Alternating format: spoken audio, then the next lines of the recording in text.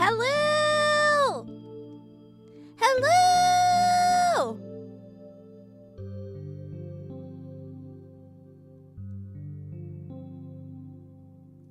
Hi, everybody. Hello. Thank you for the message, Alex. Hi there. I was in a severe depression. I was thinking about ending it all, but after deciding watching one of your streams made me happier. Thank you. I'm glad that I made you happier. That's very kind of you. Hello. Hello. Today, we're playing a classic. Is the Lou Love House? What the fuck is the Lou Love House? You guys are crazy. What the fuck is the Lou Love House? 22 years old, I know. Is this game really 22 years old? Oh, God. Oh, God. Anyways. Hello! Hi! Today, we're gonna be playing the classic Song of Saya, Saya no Uta. If you guys haven't heard about this game, it's kind of had a resurgence in popularity recently. It's always been really popular. It's made by a very classic visual novel company called Nitro Plus, the creators of like Steins Gate and Supersonico, and the creator of Saya no Uta went on to also make Madoka Magica.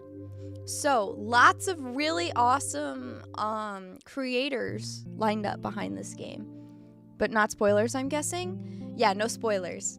I have played this game before, but I've only played through one route. And I didn't, like, I technically got the quote-unquote bad ending because I was like, wait, I don't want the world to end. And then I, like, decided to, like, throw away Fuminori into, like, mental asylum. But, like, that was so long ago. So we're gonna play through Song of Saya and see about romancing my beautiful, beautiful meat woman, whom I love very dearly. You'll understand what I mean by that soon enough. The unhappy end, yeah. Unhappy end where no meat woman. They don't really make visual novels like this anymore. Nope. Despite everything, it's still Lou. Sorry for being so late, by the way. I totally was trying to do some stuff. I was gonna make my hair green to make me look like Saya, but then I fucked that up.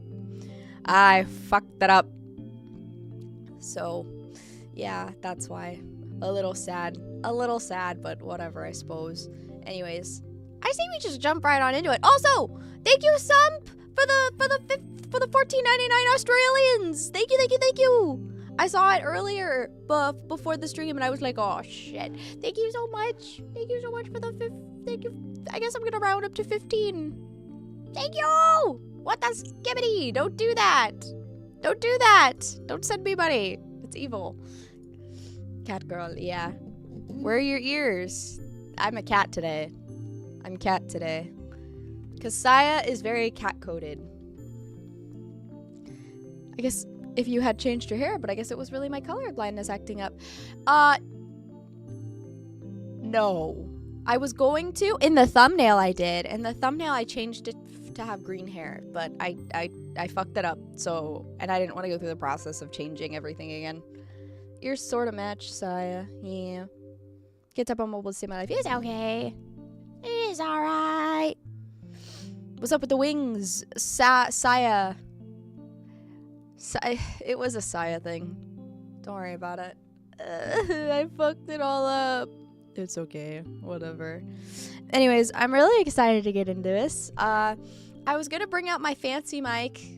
Not to say that this one isn't fancy, because it is, but I was gonna bring out my other fancy mic, because this one's a dynamic microphone, and the other one is a condenser microphone to do the voice acting and stuff, but sigh. It didn't fit on my boom stand, so I have to get another boom stand. Okay. Alright. As if fluid. Fuck off! I would make it to heaven. I would.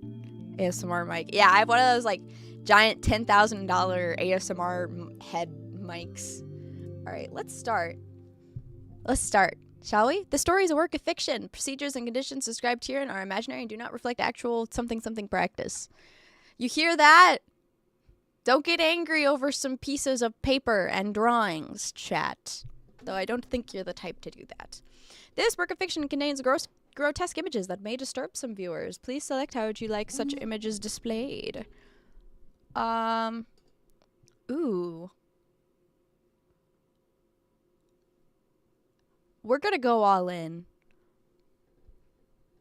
Nobody in this room is going to heaven, true. Alright, do not modify grotesque images. Speaking of grotesque images. Speaking of grotesque images. Hey! The wiggling mass of flesh burbles. Voice of an angel, truly.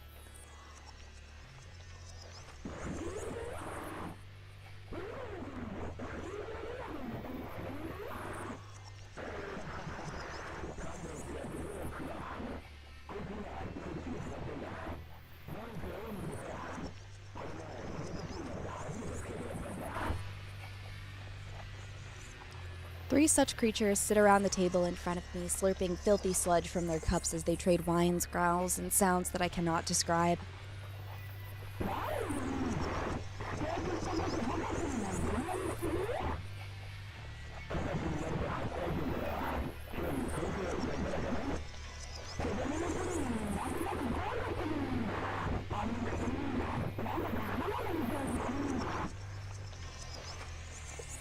By listening carefully, I'm able to grasp the gist of their conversation and respond when it is required of me. This is necessary to avoid arousing their suspicion. However these creatures look, they are my friends apparently.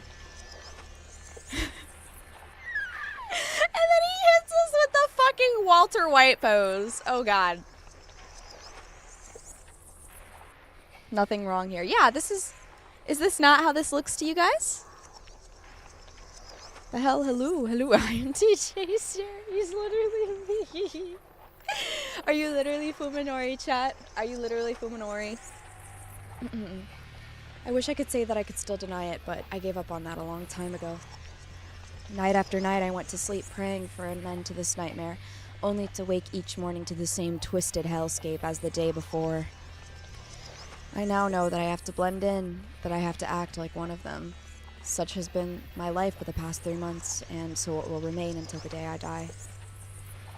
Average bar experience in Edinburgh. Average bar experience in general, to be honest. He's locked in. He has to be locked in. Look at what he's surrounded by. He's schizophrenic. He's schizophrenic. Reminds me of the flesh that hates SCP. Yeah, a little bit.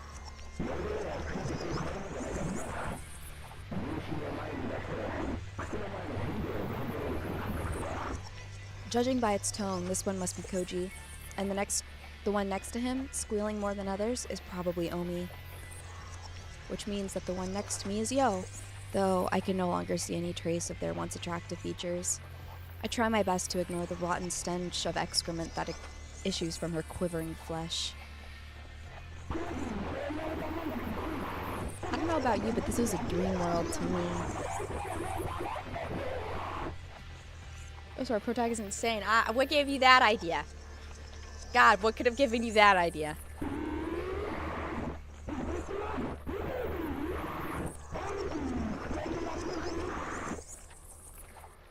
It looks normal to me. Yeah, this looks normal. Average everyday Wednesday, you know.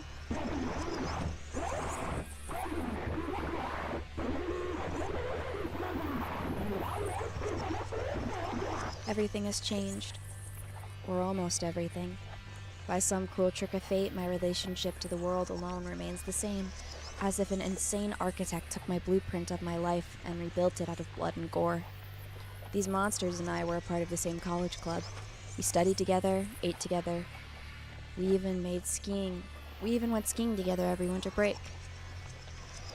Now these are but painful memories of days that will never return. Only no one recognized me. I might have been able to disconnect myself from the world. It would have been comforting in comparison to believe that I had been abducted by aliens or that I had stumbled through to a gateway to hell.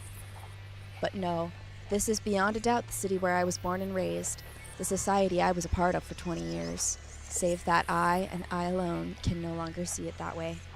The world as I knew it is gone. I have no place to call home. Is this stuff really happening, or is this genre just the Japanese version of 16-bit? No, it's really happening. I mean, kind of. How do you talk to them? Uh-huh, yeah.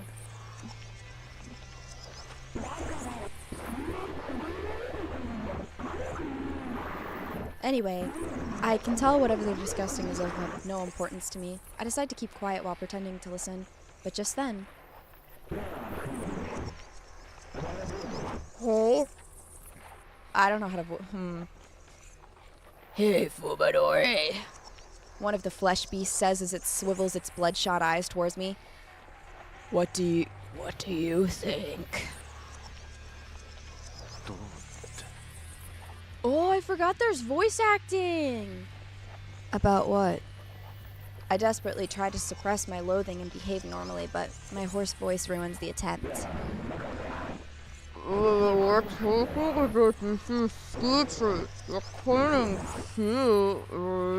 think we need more ketchup, yeah. A slimy hole near the top of the creature writhes nauseatingly as it vomits some semblance of words. That must be Koji's face, or what I would have seen as such 3 months ago. Unable to stomach the sight of it, I avert my eyes and give a neutral answer. I dunno. You have other plans? Not really. These were my closest companions. One of them had even wished to be more. How many nights have I spent crying in loneliness, lamenting the friends who no longer exist? In 3 months, my tears ran dry, and now there is only loathing left in me. Surrounded by hideous creatures that I can only assume are Koji, Omi, and Yo, I spend each day trying to act as I always have. If I fail at this, I'll surely be sent back to the hospital. Me trying to pretend that I'm not being gang stalked every second of the day. Only this time, I'll be locked away forever. No matter what, I won't let that happen. I mean, it's not like physical activity could affect your injuries, right? I'm not sure. I'll ask my doctor during my checkup. Is there like... It's okay.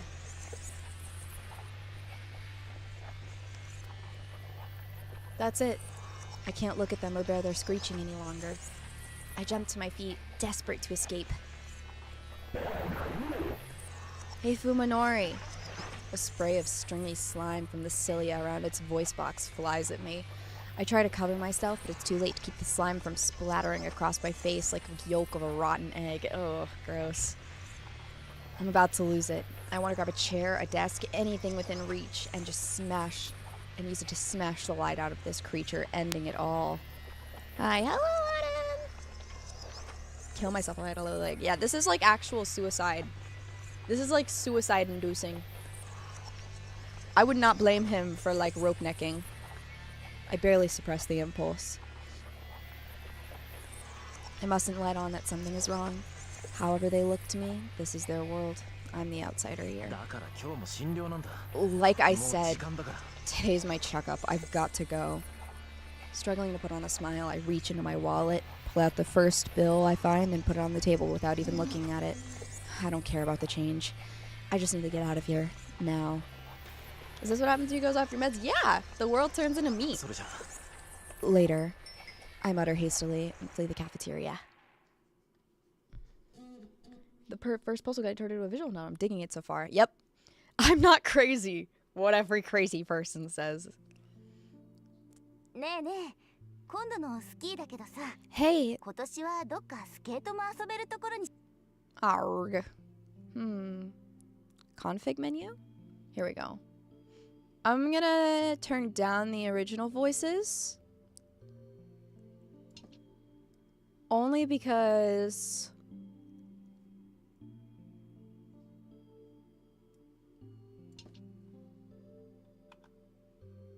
Oh, apply. There we go. How do I get out of the config? Exit? There we go.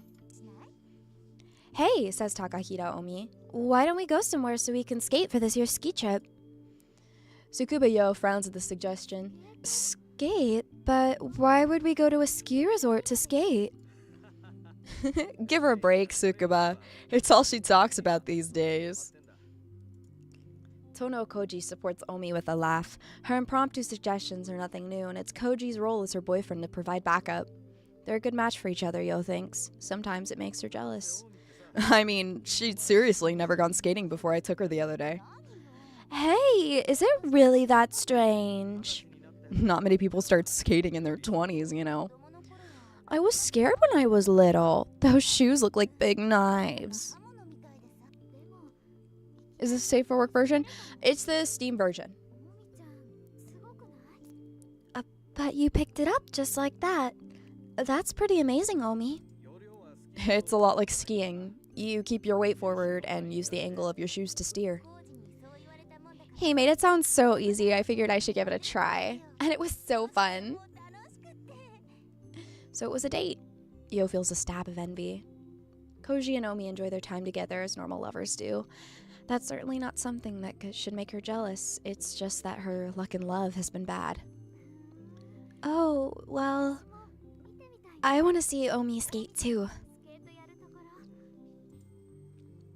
Yo keeps her voice upbeat, trying to cover up her disquiet. She knows that it's wrong to envy her friends. She too would be spending time with the man she admires, if not for the terrible tragedy that befell him. His is true misfortune. Her quote-unquote bad luck doesn't even begin to compare. So, how about it? If we make the next ski trip a skating trip too, it'll be twice as fun. But you can skate at the skating rink, can't you? Why go all the way to a ski resort?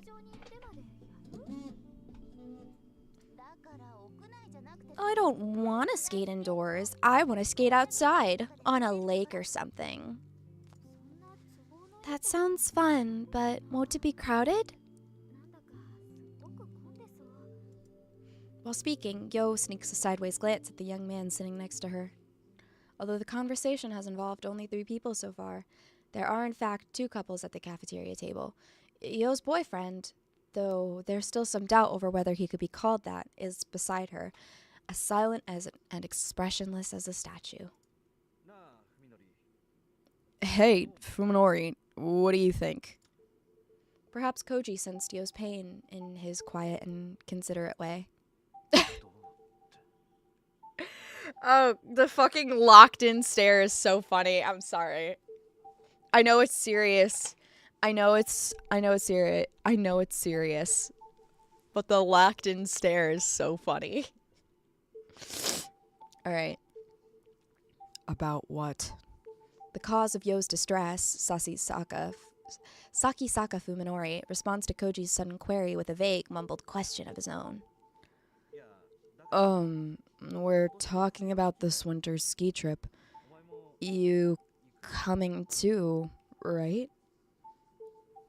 I think we need more ketchup. Koji speaks gingerly, as though probing a tumor. A few months ago, he would have not hesitated to rebuke Fuminori for his attitude. Their acquaintance had forged a strong and honest friendship, but now... I don't know. Fuminori responds bluntly, his downcast eyes and sullen demeanor making it clear that he has no desire to break his silence. You have plans? Not really. Even Koji, Fuminori's best friend, cannot communicate with him as before. What hope does Yo have of breaking through his shell? Oh, they don't know that his world is meat. Oh, man. Oh, man. The scars left by the events of that late summer day are still deep all these months later. Each one of the 4 bears them, not only Fuminori. I mean, it's not like physical activity could affect your injuries, right? I'm not sure. I'll ask the doctor during my checkup. As though that answer drained the last of his patience, Fuminori bolts out of his chair. Hey, Fuminori! Even Koji can't keep his voice from rising as he tries to stop Fuminori from leaving. Fuminori reacts swiftly, throwing his hand over his face as though to shield himself from something terrifying. Those that know. Those that know, chat. Oh fuck, my model stopped. Come back! Come back! Maybe some spit flew inadvertently from Koji's mouth, but that happens sometimes. Fuminori's reaction is beyond the pale. Like I said, Fuminori snaps, making no attempt to relieve the discomfort of his friends. Today's my checkup. I have to go. Even as he tosses money onto the table to pay for his coffee, he acts like he's touching something filthy. Oh. Those that know, crows that mow, true. Later. Fuminori stalks out of the cafeteria, almost as if he's running away. Cloaked in heavy silence, the remaining three lower their gaze to the table where the abandoned 10,000 yen bill sways forlornly. Fuminori's coffee is untouched. I can't take this anymore, Omi says with a sigh, but Koji shakes his head reproachfully. Fuminori just needs a little time. But it's been 3 months. What's with his attitude? I feel like I'm going crazy hanging around him. Hey, I don't understand what he's going through either, but I don't think any of us can. Can you imagine losing your whole family like that? What? Oh, I forgot. Holy shit, he lost his whole family in the car accident? Oh, that's fucked up. He shouldn't have been in the pathway of a drunk driver, though. That's a skill issue on his part. Drunk drivers always have the right of way. That's what my Captain Morgan tells me. About how schizo he would seem from the outside looking in, yeah. This is probably what I seem like. Except I'm just like, oh my god. Got a great opportunity to write some banger metal songs, though. True. Fuminori, you have to start a metal band. Fuminori!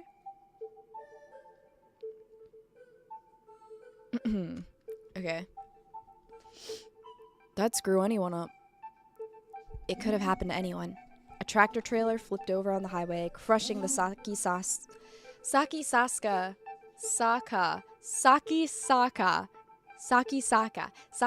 family car into twisted scrap. They said it had been difficult to tell the bodies of Fuminori's parents apart. Ooh, that's awkward. For a while, it had looked as if there was no hope for Fuminori either. It was nothing short of a miracle that he was able to leave the hospital and return to a normal life. Normal is a bit of an understatement. Or a bit of an overstatement, I guess. He was worse when we went to see him in the hospital, remember? He was terrified of us, like he didn't know who we were. He even had to be tied to the bed, he freaked out so bad.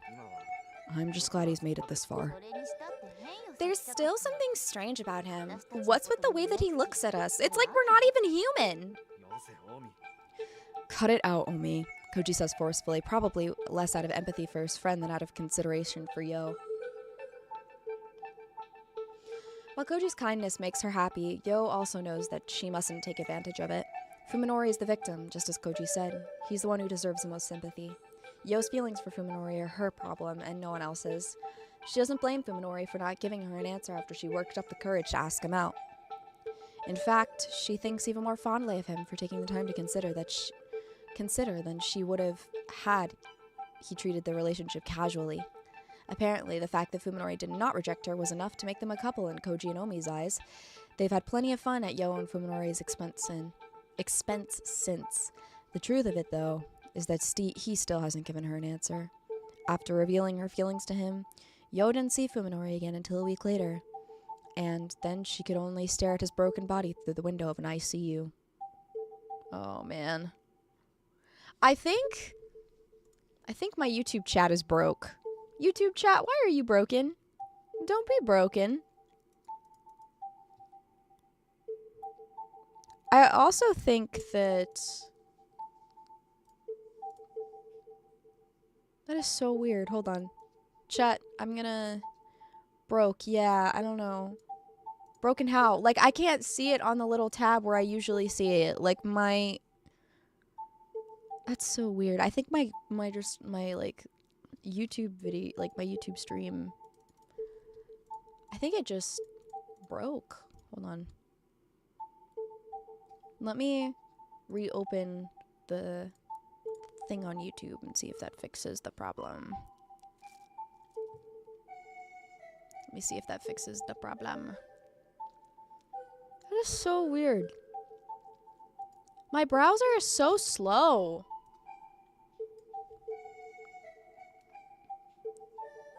Music is so goddamn good. True. True. Visual novel music is so peak. Alright, there we go. I can see you guys again. Hello. Hi. Hi, chat. Right. And when he was finally released, after 50 days that seemed an eternity, he was somehow different. She's starting to doubt that he even remembers what she confessed to him before the accident. Now winter is coming, and her feelings hang forgotten in the cold, lonely air. Yeah, something tells me that she's never getting that reciprocation. Dr. Tanbo Ryoko has never had a more troublesome patient. Holy moly, doctor! Holy moly. Any changes since your last visit? No. Nothing to speak of. His voice is hard and flat, his words tossed carelessly into the air. It's like he's speaking to himself in an empty room. Hello, doctor. Getting all the pills, yeah.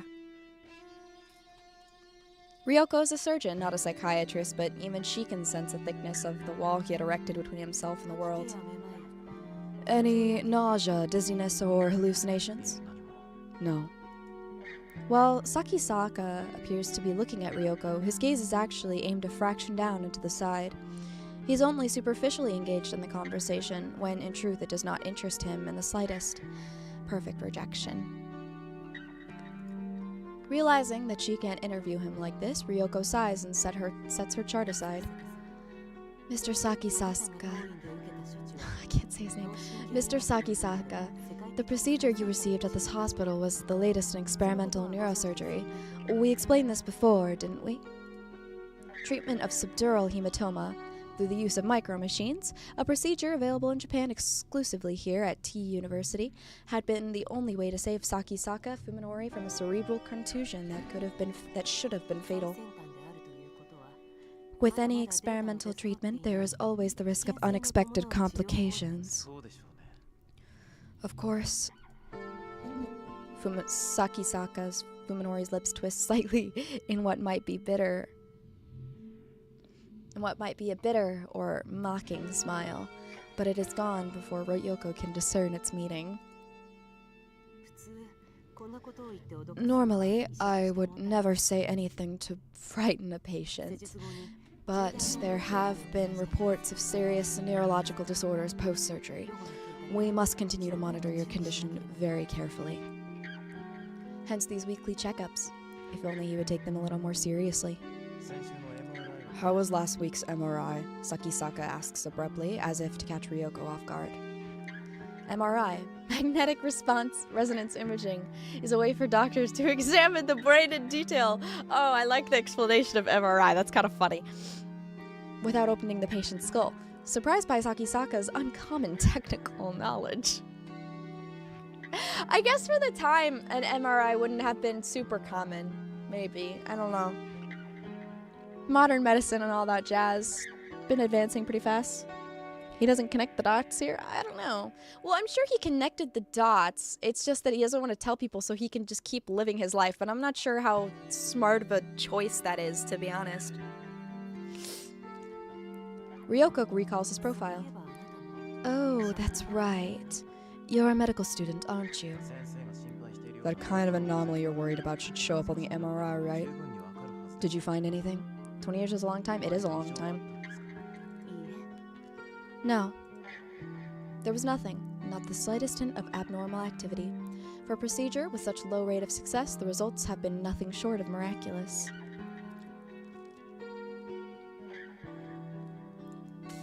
Have had a cerebral contusion. Dude, if you've had a cerebral contusion, does that mean that... Does that mean... Are you Fuminori in real life? Are you Fuminori? Post 2003? Ah, that makes sense. That makes sense if MRIs really got popular after 2003. Hello, everybody, hello!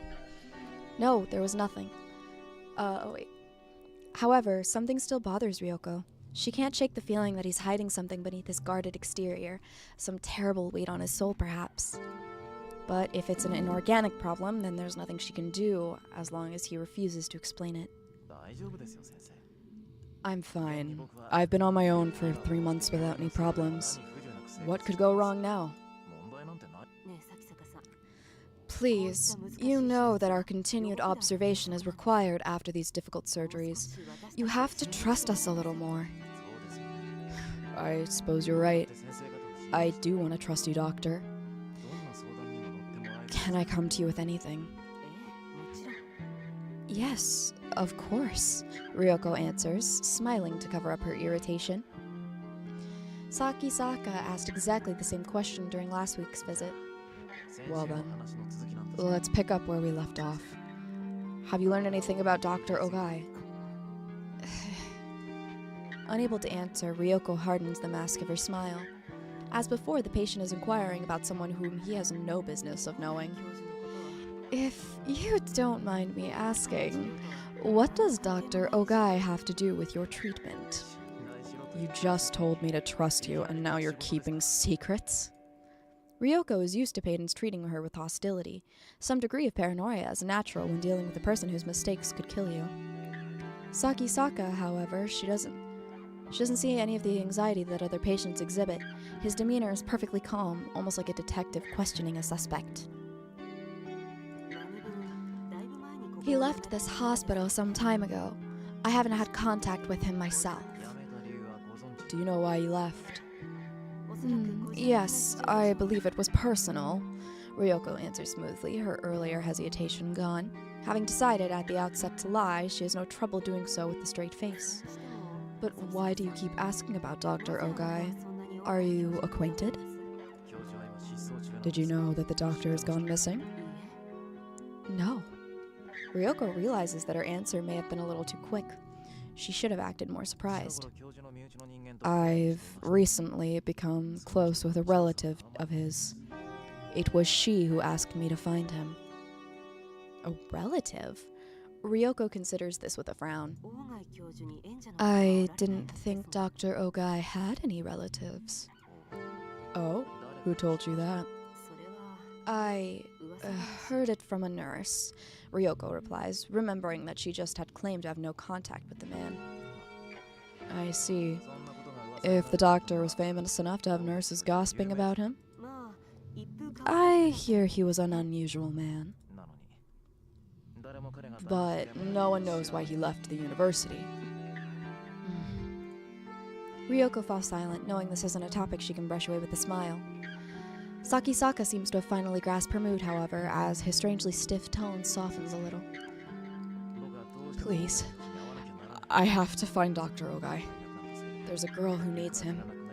Can't you help me? Isn't this something the police should handle? Although she makes it sound like the most obvious thing in the world, the suggestion is actually a gamble. If Ogai Masahiko's disappearance becomes a police matter, then the university would be investigated. Everyone who was involved in the incident will be at risk of exposure. What the fuck is the incident? What is the incident? I got hit by a car. They said I was gonna die, but I didn't, and I don't remember. Oh dear.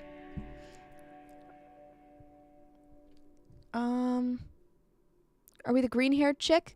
We are neither right now. We're the dude with the brain injury, technically. That's the player character. Yes. She doesn't know. She has no clue. She doesn't know. Those that know. Those that knows. And of course, that includes Ryoko herself. She knows, however, that Saki-saka is unlikely to go to the police. First of all, his excuse is obviously a lie. They already made sure that Ogai had no relatives who might come looking for him, which is why they could bury the truth of what happened. But how did Saki-saka, a mere patient, learn about Ogai? I'd be happy to help, but there's been no word from Dr. Ogai since he resigned last April. I can only assume that he's gone on an extended vacation. I see. Expecting resistance, Ryoko is surprised when Sakisaka backs down. She's still worried about his condition, and the mysterious link between him and Ogai is only making her more uneasy. But as long as he doesn't open up to her, there's nothing she can do. After a brief pause, Ryoko writes, "Progress good," on Sakisaka's chart for today. About next week's appointment. How does 4 o'clock sound? Before she can finish, Sakisaka's gone. Yay! And we're back to meat! This game makes me so hungry. Hold on, I actually need a drink of water really quickly. Let me grab a bottle of water. Oh, hello! Thank you for the 11 months, Claminosity. It's nice to see you. I hope you're doing well, man. I hope you're doing well, bro. Hold on.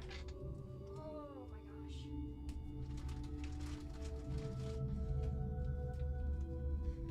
So, my chair is on, my feet don't reach the floor whenever I sit most of the time, so to avoid my legs going numb a lot of the time, I have to sit on my knees whenever I like stream and stuff, and I really gotta stop doing that. I gotta stop doing that because it hurts my knees. Like, I'll stand up and I'll be like, oh, ow. Short, kill yourself. Meet y'all, guys. I'm so funny. You're so funny. We don't reach the floor. Ooh. You're tiny. Yeah, I'm tiny. Hold on.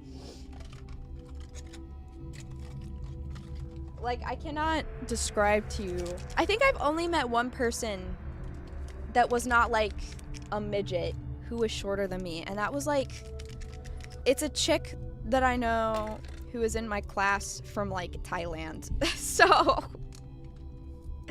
So that is the only person I've ever met who's ever been shorter than me. I'm 4'11", and I think she was like 4'9".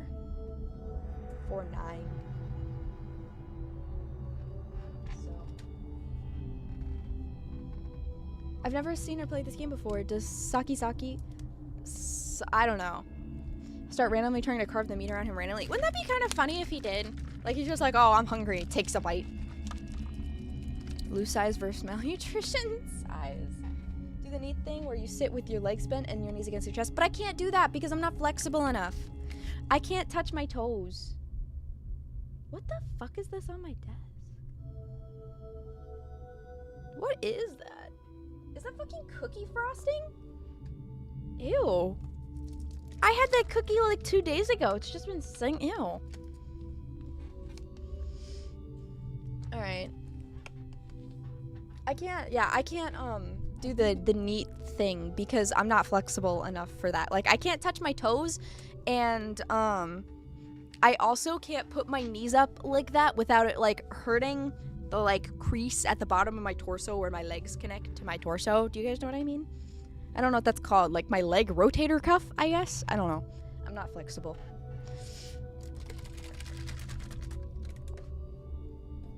Mysterious frosting on her desk. I'm killing you! It's literally frosting. It's literally frosting. My roommate got like a whole box of cookies from her parents, and she let me have some, and it was very good, actually. I had like a buttercream and like, oh god, what was the cookie? It was like a buttercream cookie with like buttercream frosting or something. I don't know. It was good though. Terminally Irish. The ass leg connector joint. Yeah, like your hip. Yeah! Like, I can't put my legs up because my hip will hurt-eed. My roommate's frosting. Yeah. Here, chat. We'll go with that. It's my roommate's frosting. Yeah. Imagine the lesbian. You can imagine the lesbian in your head. I won't describe it to you.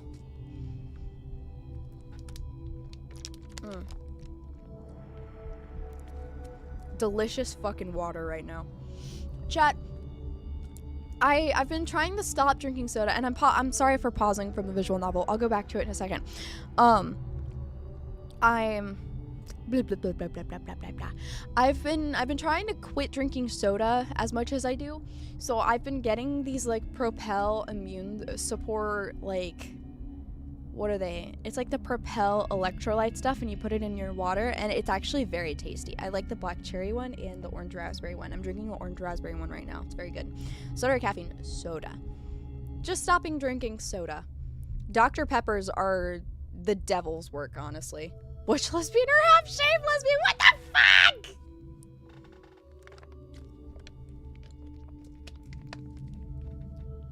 Neither. Dr. Pepper's mid. Get out. You're banned. Mods, can we ban this guy? Mods, can we ban this guy? How are you stiffer than the corpses you work with? Dude, I don't know, man. I don't know, bro. Prime isn't bad? Dude, I hate Prime. I had Prime a few years ago, back when it first came out, because I didn't know Logan Paul was the one who made it. And, dude, or I guess KSI, I don't know, whatever one made it. I don't really give a fuck.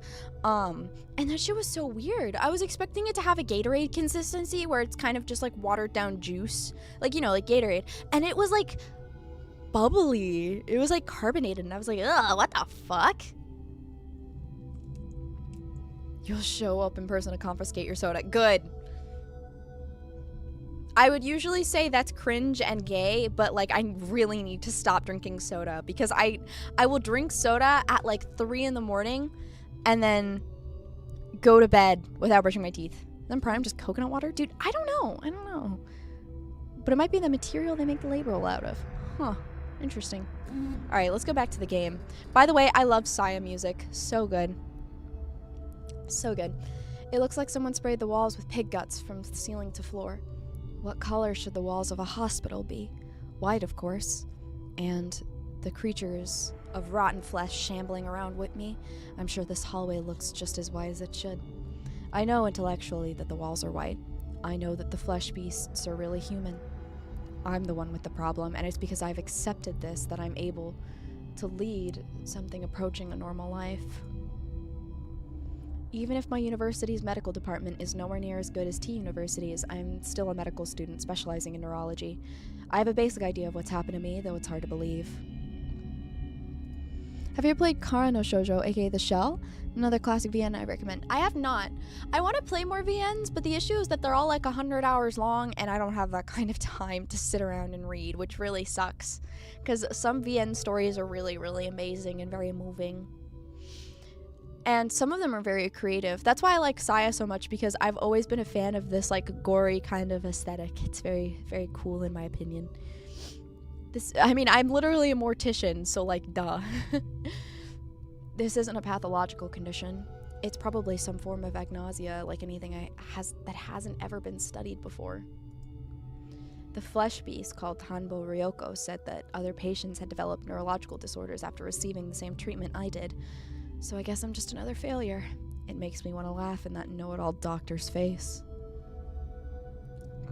Oh, I burped, sorry. That said, I don't blame the doctors who operated on me. After all, I do owe them my life. I know as well as anyone how low the chance of success was, and that I had no other hope of survival. Before, after, or partially responsible? I would say this was partially responsible, because I want to say that I played this in like 2015, 2016, somewhere around there, which is really funny. So, I want to say that this was partially responsible. Because I heard people talking about how good this game was, and I was like, I might as well give it a shot, and then I was like, whoa. So I've liked this game for a while. It's just that I haven't really gotten around to playing most of the game. But I did play through one of the routes, technically, so ha ha ha. Alright. Oh god. God, I love the art in this game. It's so good. Look at how fucking visceral and terrifying that is. Imagine if you had to live with a condition like this where you walk around and everyone is meat. Like, just look at how fucking awful that would be. Ugh. It makes your skin crawl. You know? I was unlucky. That's all there is to it. The point is that my condition isn't treatable. Just like someone adapting to a hearing aid or wheelchair, I have no choice to adapt to this nauseating scenery. Of course it's hard. It wasn't easy to resign myself to this fate. But now, there's more than just despair. Even for me, there's a glimmer of hope. And you can smell it? Yeah. Cannibal Paradise. I don't know why I'm thinking of Danganronpa. Danganronpa was also something that I liked back then, too. I got into Danganronpa around that time as well. Even for me, there's a glimmer of hope. I remember when V3 came out and everyone was really mad about V3. Keeping my eyes on my feet, I hurry home. Ah, yes. Meet Sweet Home. I kind of want to play 100 Line Academy. I think I want to play 100 Line Academy as well. I know there's a demo out, but I think I'm just going to wait for the full thing to drop. I saw Amy playing it last night. Yeah. But I just kind of had the stream off, like the volume off, because I didn't want to spoil it for myself. Tribe 9 is releasing today. Tribe 9? What? Wait, I thought it was 100 Line Academy that was releasing. Wait, if it's a gacha, I don't want to play it. I like gacha games, but I don't have time for another gacha. I have already so many that I, like, want to play and, like, are trying to keep up with. Like, Zenless, technically, I guess, Star Rail, kind of, sometimes. Blue Archive, Girls Frontline, too. Like, so many already. Dude can barely manage 2 sentences with his friends. Okay, buddy. Yeah, I think maybe if we got him on some, like, antipsychotics, he would be feeling a lot better. 100 Line is in 2 months. Also, hi Chippy. Should we be talking about gacha games now? Yeah. I want to get more. My Zenless account is technically pretty good, but I really want to get more into Blue Archive. It's just that, like, it's just the playing the game thing, because I love the character designs and I love the art direction of Blue Archive, and I like that they're cute anime girls that have really big guns. But it's just like, I have to actually play the gacha game. That's why I like Girls Frontline too. That's why I like Girls Frontline as well. Because, like, whoa, Suomi. Whoa, Suomi.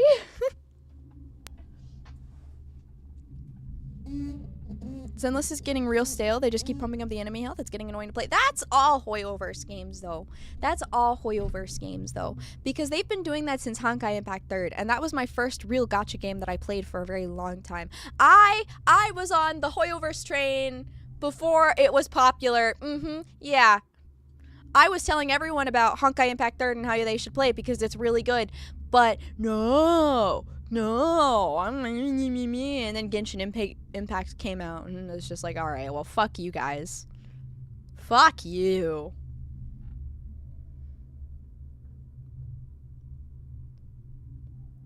Is that something you should admit to? What? You're there for the characters, not for Blue Archive's gameplay. That is true.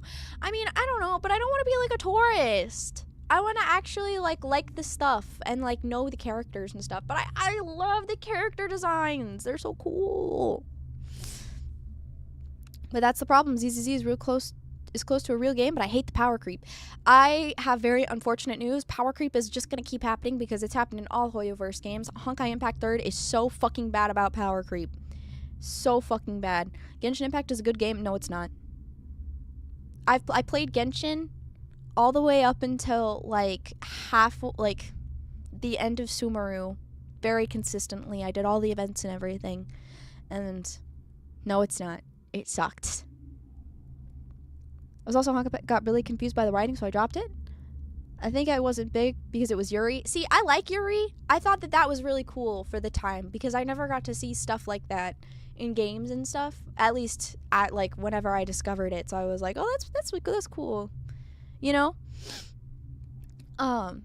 So I liked it, and also I loved Kiana and May's, like, doomed Yuri thing, which I know is like a thing now, but back in the day when it dropped, I don't know. I like it. I thought it was good. Because I thought I need to play the first or the second. There's girls gun GGZ. There's GGZ, and GGZ isn't really a first and second game. Hoyoverse is so interesting. Fell back into old gachas and the new stuff would have been jokey meme cards 2 years ago. Yeah. That's like I went back to my old Honkai Impact account after a few years of not playing, and all of my units just didn't work in the current meta, and it's just like, oh, okay. All that money I spent gambling. Okay. All gacha games get power creep at some point? Yeah, I guess. But I feel like it's better-ish.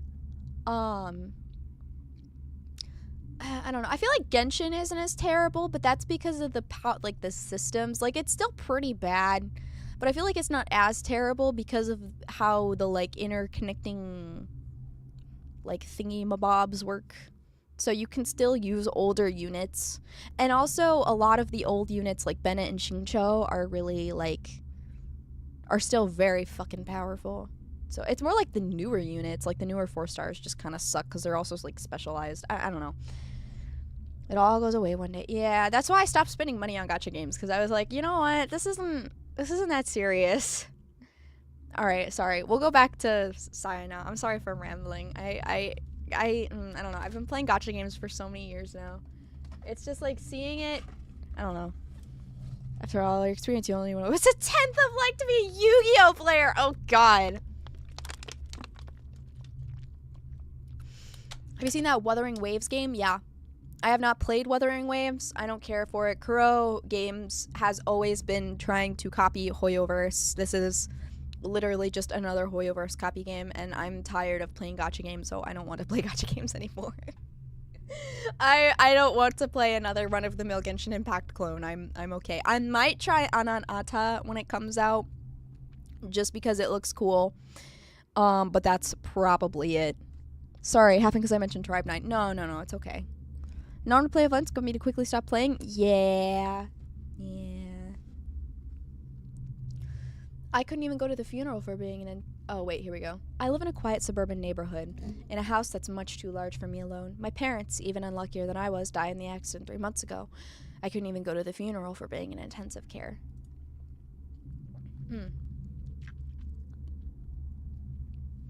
I had to sell my father's business, but at least that left me with the house and enough money to live on for a while. Oh, God. Of course I'm sad, but the accident took more from me than my parents. In fact, being on my own has probably saved me. If they were still alive, my parents would never have allowed me to live with some strange girl. A strange girl, you say? Welcome home! As I open the door, a bright voice greets me from the kitchen. The voice is as beautiful and as clear as a bell, human. Its sweet sound washes the day's cacophony away from my memory. I'm home, Saya. Even the patter of feet coming down the hallway is music to my ears. Nowhere else in the city can I hear such footsteps. Only in this house with Saya am I so privileged. You're late. I was getting a little worried. Sorry, I had to stop by the hospital today. Oh my God, look, it's my wife! Oh my God, it's wife! It's wife! It's wife! Oh, was that today? In her smile, the inquisitive tilt of her head is everything that I lost. Since my accident, this girl is the only person I've met, perhaps the only person in the entire world who does not trigger my cognitive disorder. Oh God, the music is so good! I love the Song of Saya soundtrack. Oh God. True, her skin seems too white, and the color of her eyes and hair is probably different in reality. But even so, her form is undeniably human, and it's not just her appearance and voice either. As I bend down to take off my shoes, Saya wraps her arms around my neck and pulls me gently into her chest. Her skin feels truly human, not cold or slimy, and her hair wafts a sweet feminine fragrance. In all the world, only Saya is pleasing to my 5 senses. And what's more, she smiles at me, embraces me. She knows that she is my salvation, and for some reason is happy that I need her. If I had not met Saya, if I had been all alone in this twisted, filth-ridden world, I would no doubt have succumbed to the madness. It is no exaggeration to say that Saya alone is keeping me alive. What did you do today? I worked on the living room. The painting's half done. And now I'm making you dinner like I learned on the TV. Sounds good. It'll take a little longer. Can you wait? Sure. I'll do some more work in the living room. After I see the humming sigh off to the kitchen, I step into the living room. I realized one day that if the natural colors of the world were sickening, all I had to do was paint over them with the colors that seemed pleasant. I went to the hardware store and bought every color of paint I could find, and then Saya and I tried different combinations until we found the one that worked. After painting the bedroom from ceiling to floor, I was finally able to get my first good night's sleep since the accident. When we first started on the living room, Saya, unaware what to do with the curtains, just painted carefully around the windows. Without a moment's hesitation, I tore the curtains down and painted over the glass itself. There will never be anything out there that I'd want to see, and as long as we keep the storm shutters closed, the neighbors probably won't think anything of it.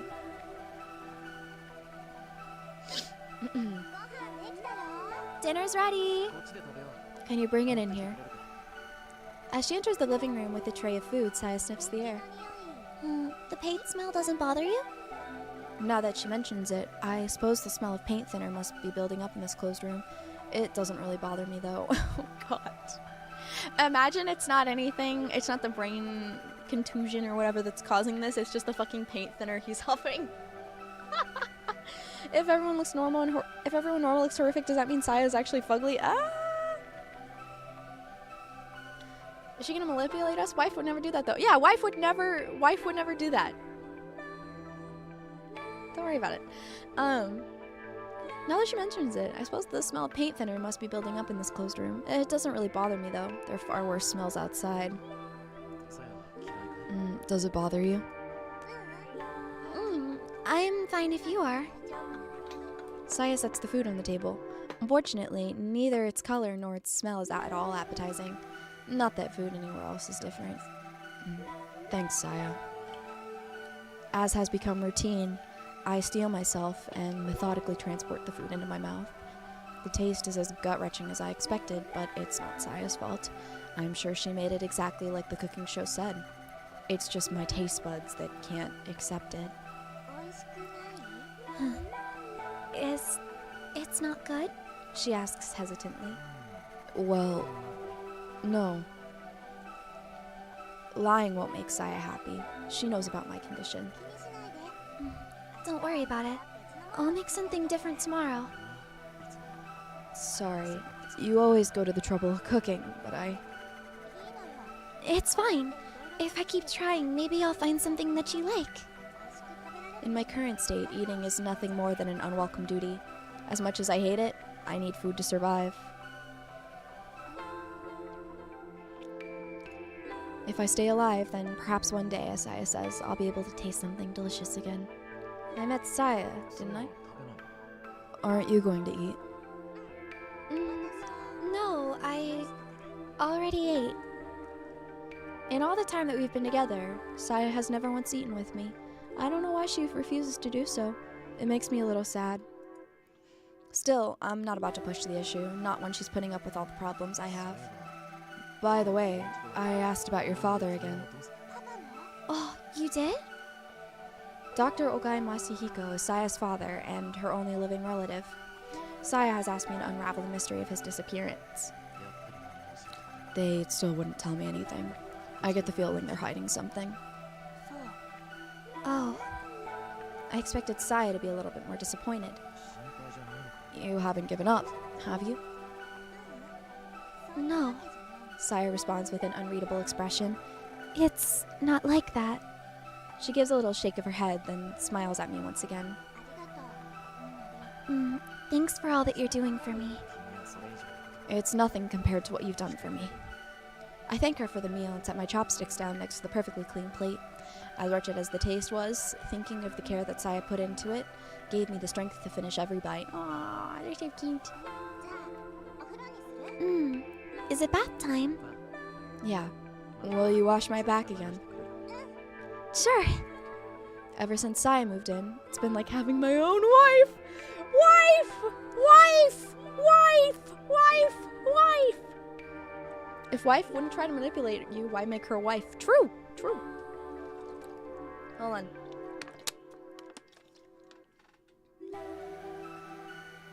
Yeah, food, bath, then the scary. I have the lorb ready for deployment. The lorb is in fact ready for deployment. Oh shit. I hit my earbuds. They fell out of my ear. If wife, why belly small? What? Is that like vor? Alright. The lorb is ready for deployment. Saya. Hold on. Wait. Why are you so good to me? Hold on, wait. I'm trying to make sure, because I know that there's a sex scene pretty early on. Is this truly what you want? And what am I that you can give yourself to me?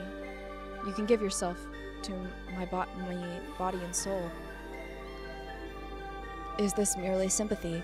Do you pity me, the exile from society? Is that enough for you to surrender yourself to such mad desire? Are you so wanton? Saya's here.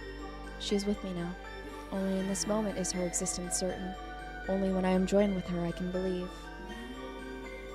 No matter what cruel fate might await me, Saya, there is nothing I fear more than losing you. Fuminori, are you crying? I realize that my cheeks are wet with tears. Why, Saya? Why do you go so far from me? Fuminori. I don't understand it. I don't, but I'm losing myself to you more every day. I can't live without you, Saya. I wrap my arms tighter around her, praying that our bodies will melt together and never again be apart. Tell me, please, what must I do to keep you with me? How can I repay you? Ah. Keep holding me. Saya whispers into my chest. I want to stay like this forever.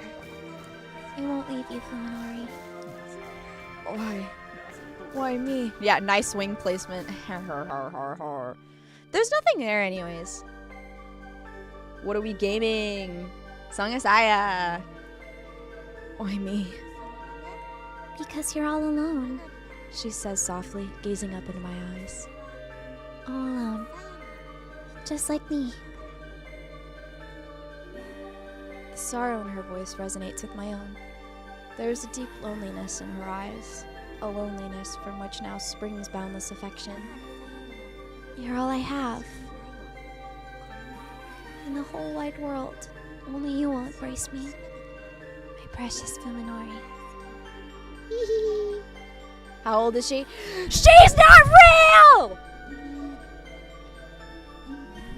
Emotional codependency is peak? I agree. Emotional codependency is peak. How old is Saya supposed to be? Killing you guys. Yeah, out of 10!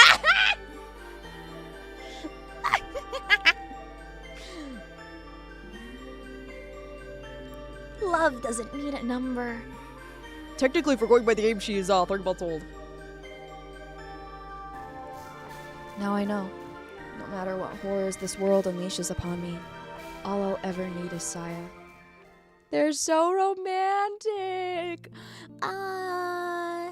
Yo is determined. Thank you for the $20. Thank you. Hi, Sarge. Thank you for the $20. What the fuck with the skibbity? Thank you. With the scallop. Oh my god. I'm killing all of you. I'm killing all of you. Saya's not real. Saya's not real. This game isn't real. It doesn't matter. Drawings on a paper don't have an age. Also, thank you. Thank you, Sarge. Thank you, thank you, thank you. Thank you, thank you. Thank you for the 20. I appreciate it, bro.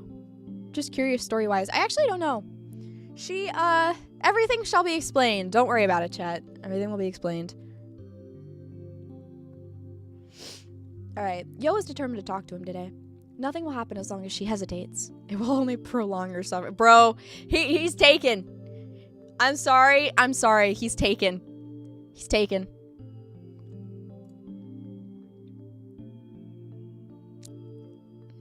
Women are not real. True. No woman is real. If a woman says that she's real, she's lying to you. That is an undercover federal agent. And that they know that you've been 3D printing guns in your household. You need to run away. Blow up your house. The time has come to show courage once again. Oh no. Yo's 4th period on Thursdays is biology. This is her one chance to see Fuminori. As a required course with many students, the lecture is held in a large hall that can seat well over 200, but the room is usually only half full. It's rarely difficult for Yo to find the seat that she wants. The genre says it kind of feels like a spoiler to have read them. Yeah. Yo prefers to sit near the center, where it's easiest to hear the professor. Most students congregate in this area for the same reason. Fuminori usually sits beside her, although given the ambiguous state of the relationship, she knows better than to take this for granted. Still, she tries to save a seat whenever possible. The classroom isn't crowded today, so Yo is able to sit her bag next to her without inconveniencing anyone. You know how I know that this is fake? Because once you go into a lecture hall, everyone has an unassigned assigned seat, and if you take someone else's unassigned assigned seat, they deserve like a public stoning. That's evil. That's foul business. You can't just like interrupt my unassigned assigned seating. It's very important to me. But when the professor arrives at the usual time to start class, there's still no sign of Fuminori. After about waiting for 10 minutes, Yo scans the room furtively. Fuminori's there, sitting all alone in the back far corner. To date, imagine a 13-year-old. Did he miss Yo when he came in? No, he couldn't have. And besides, no serious student would willingly sit so far away from the front. Feeling miserable, Yo slides her bag over to herself. Odd shirt exposing her sides. Yeah. This art is very early 2000s anime, but I love it for that. I love it. It's great. Fuminori for another word starting with F. Oh god. Oh god. Not that word. That stops being a thing once there's more than like 100 people. No. No. Becomes a free-for-all for seating? No. I still get mad. I'm like, nuh-uh. I'll get there 15 minutes early to make sure I get my spot. Because otherwise it throws off my game.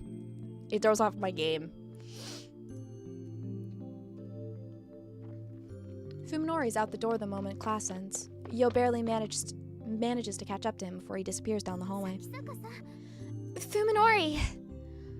Fuminori jerks at the sound of his name. You would think she just screamed at him. What? He turns to her and asks reluctantly. Front seat or a back seater? It depends. Most of the time, front. Most of the time. If it's a big lecture hall, back. If it's a classroom, front. Now that they're face to face, Yo is painfully aware of how much weight Fuminori has lost.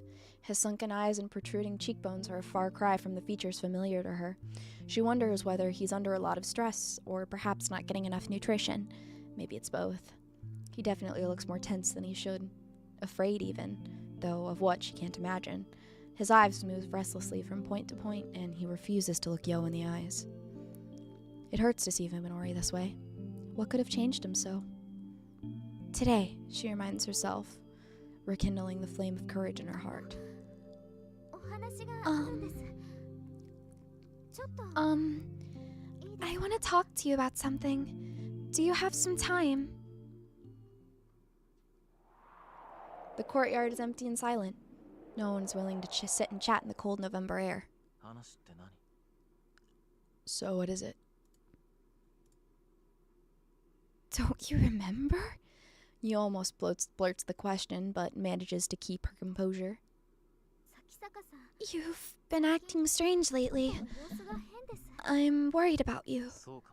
Well, a lot's happened. He smiles like it's nothing, but even that seems forced.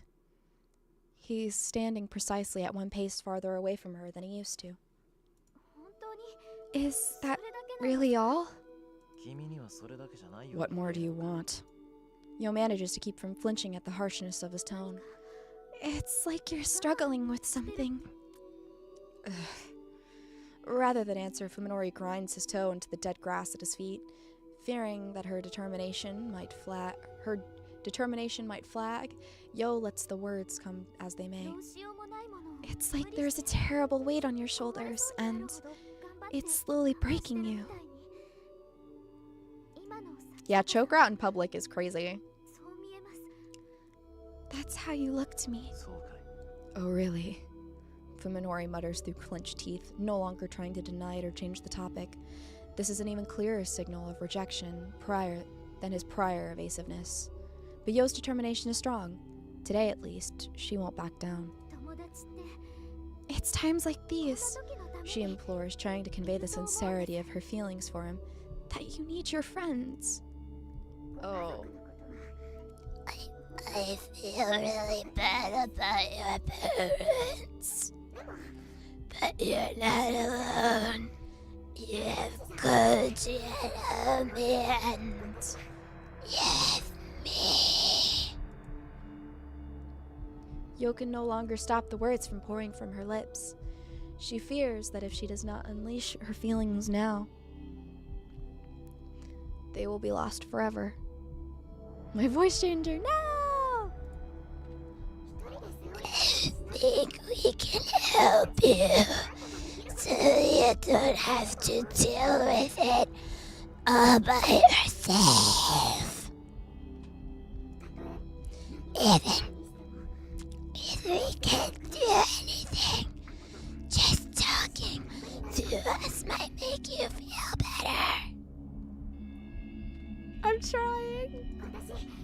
I want to help you. We all do. So please tell me. Stop it!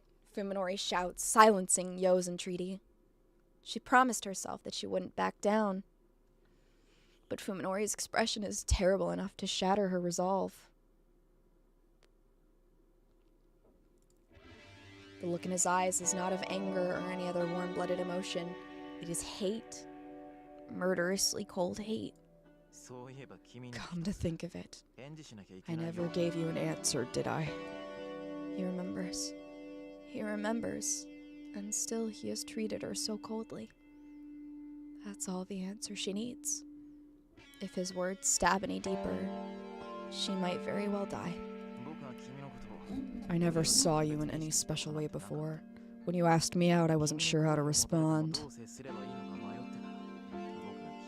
I didn't know how I really felt about you then. Fuminori. And now I can give you an answer. I've had plenty of time to think it over, you know. I hate you, Tsukuba. I don't even want to look at you.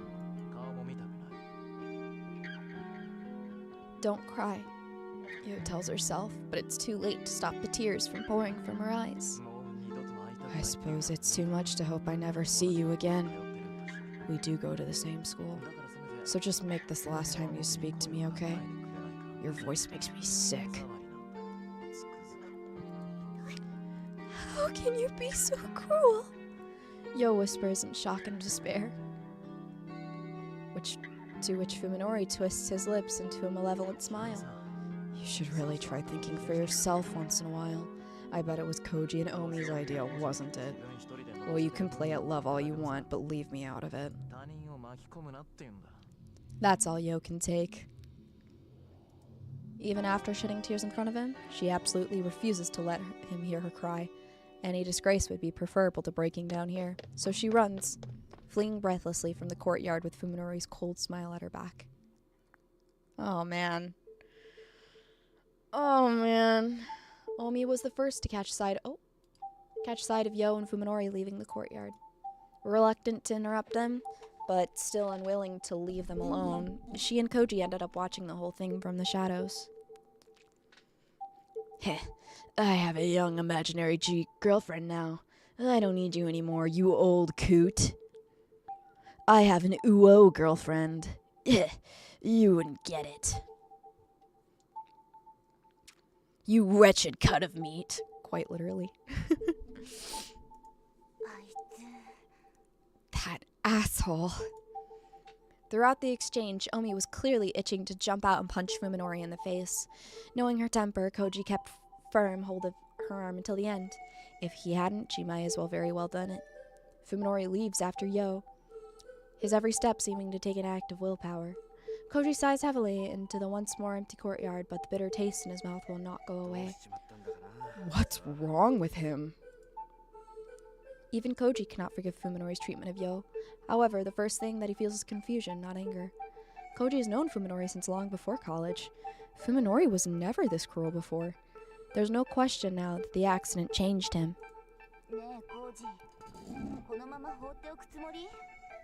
Are you just gonna let this go? I don't want to, but what can we do? Something besides watch! Omi shouts, her face red with fury. I won't be satisfied until I give him a piece of my mind. That won't make Tsukaba feel better. But it'll make me feel better. Both Yo and Omi are best friends, just like Koji and Fuminori. In fact, it was the relationship between Koji and Omi that brought the two together. Omi's anger is only natural. I'm going to talk to him alone. You don't have to come.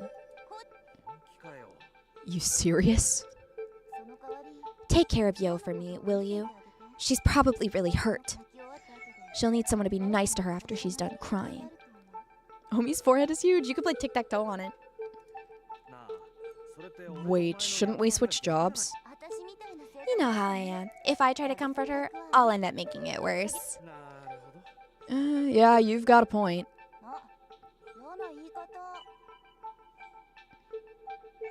You've got a point. Hey! Or wait. Anyway, just go easy, okay? Ending the conversation before Omi's mood gets any worse, Koji heads off to find Yo.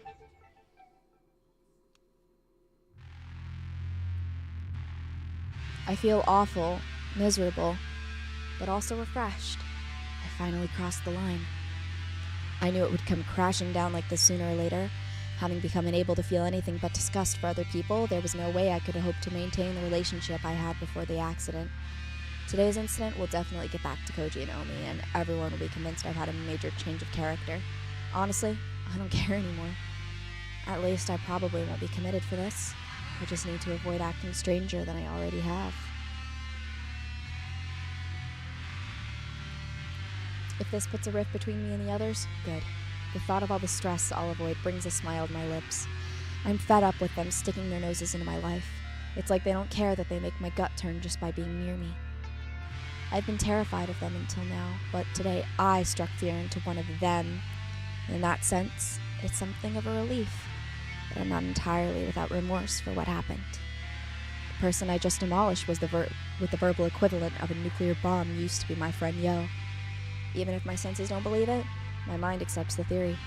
I don't want to have any particular grudge against Yo herself, and I didn't want to hurt her. In retrospect, perhaps I should have just ignored her outright. Yo was an attractive girl. Certainly didn't think bad of her. To be honest, though, I was annoyed when Koji and Omi tried to stick us together. Felt like they were using us for entertainment, and Yo seemed totally oblivious to the fact that she was dancing to their tune. Her cluelessness was irritating. Still, I knew that none of them meant any harm. Back then, I didn't have any reason to hurt others just to get my way. If having a casual relationship with Yo would just keep our circle of friends together, I was willing to make that compromise. Now, however, there is no room in my heart for such forbearance. If merely talking to someone is an ordeal, then how can I be expected to show them kindness? These ruminations have left me exhausted. I want to return to Saya as soon as possible, but thinking about the packed trains and crowded downtown streets between here and home snaps my spirit. Catching sight of a nearby bench, I sit down and close my eyes to the horrors of the world. I can't do anything about the stink or the noise, but at least I can calm my nerves enough to rest. It's like this guy's living in the perpetual version of, like, the nightmare world of Silent Hill, you know?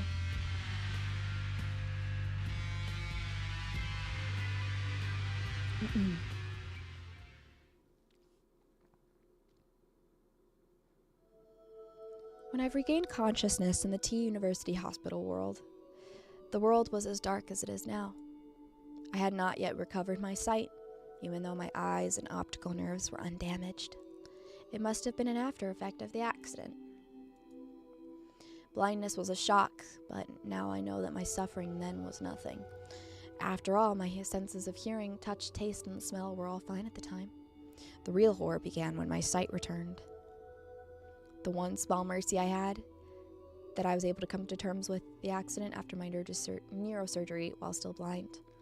I panicked when I first saw the nightmarish hospital and the blood-curdling shapes of the doctors and nurses, but I soon guessed the cause. It chills me to think what might have happened if I had recovered my sight along with my consciousness. Suddenly awakening in what can only be described as hell, I would no doubt have lost my mind instantly. Soon my disorder spread to my senses of touch, taste, and smell. As it turns out, sight exerts tremendous influence over the other four. The taste of my food, the feel of my bed sheets, the fragrance of my get-well flowers, all became unbearably foul as my eyes said they should be. Even when the doctor's voices became unrecognizable as human, I decided to kill myself. I didn't believe for a second that I could live in this new world. At least, not until I met Saya. One night, while thinking of a painless way to die, I found myself succumbing to sleep, drifting between the nightmares of my dreams and the nightmare of reality. I didn't notice her enter my room. Oh, beautiful woman. She's just as beautiful as the day I met her. God, the CG is so good. Pretty women are missed at a ton of guts and gore. True. True. Ah, she's just as beautiful as the day I met her.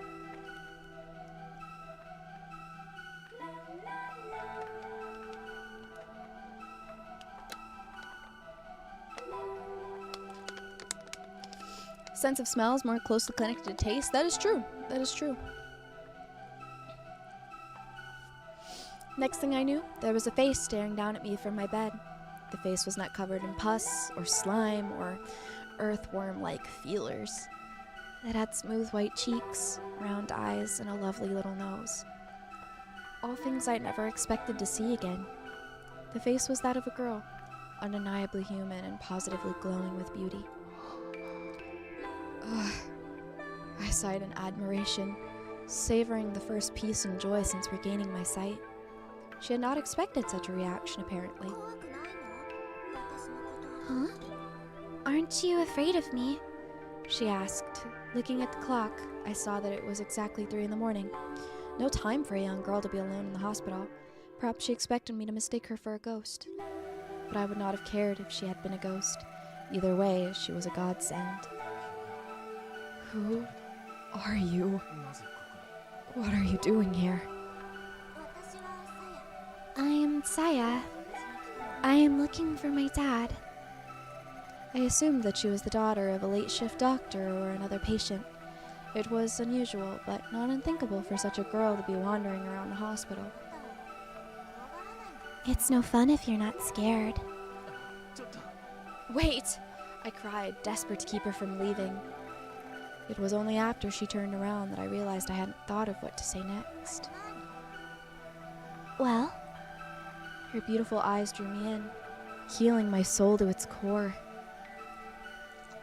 Though the white haze clouding my mind, I struggled to form a coherent sense. Man, I should have taken those schizo pills. I'm seeing pretty women. I know. Oh, whoa. Okay.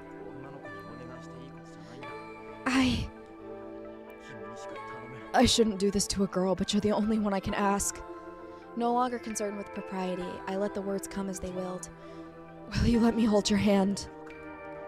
Saya looked confused at first, but then she smiled like she'd just found a new toy. Her smile was brighter than the memories of my memories of the sun. You're strange, she said, holding out her slender white hand. No one's ever asked me anything like that before. Ever so carefully, as though catching snowflakes, I placed my palm against hers. Censor it now. Yeah, Lorb deployed. No hand-holding. Premarital hand-holding? Nope. Nuh-uh. He's going to hell? I mean, bro's already in hell. Everyone, hello!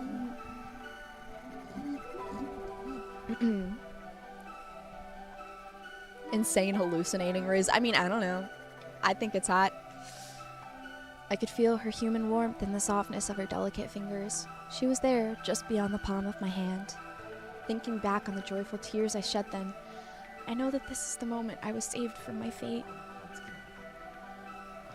This is the first time in weeks I've touched someone and felt them as human. Huh? I can't touch anyone else. I was in an accident, and as a side effect of the surgery, I can't see people as human anymore. How mysterious. You're interesting. She said, winding her fingers gently around mine. Can I come back tomorrow night? Yes, of course. But are you sure it's okay? Don't worry. She replied. The night belongs to me. Charisma 100, yeah. Then Can I Hold Your Hand was cute actually though, yeah. And so our rendezvous began. Saya came to my room every night at 3 a.m., skillfully taking advantage of the duty nurse's shift change. I was astonished to learn that she was living inside the hospital. It's so big that I never run out of places to hide. She said, answering my surprise with a nonchalant smile. She had been living in the suburbs with her father, she told me, until one day he stopped suddenly coming home. After she had tired of waiting, Saya decided one night to sneak into the hospital where he worked. And there she'd lived for over 2 months, searching for his whereabouts all the while. Don't you have to go to school? No. My dad taught me everything I need to know. I'm really smart. She was a strange girl. On one hand, she looked and acted like a child. On the other, she was remarkably self-reliant, and at times exhibited a sharp intelligence and a deep knowledge that many may have found unsettling. I didn't care. Saya was the only other human in a world gone mad. Her existence meant far more to me than the standards of society. Okay, but this makes sense, though. Like, imagine you were in his position. You would probably go crazy, too, if it wasn't for this. It makes sense, honestly. Society.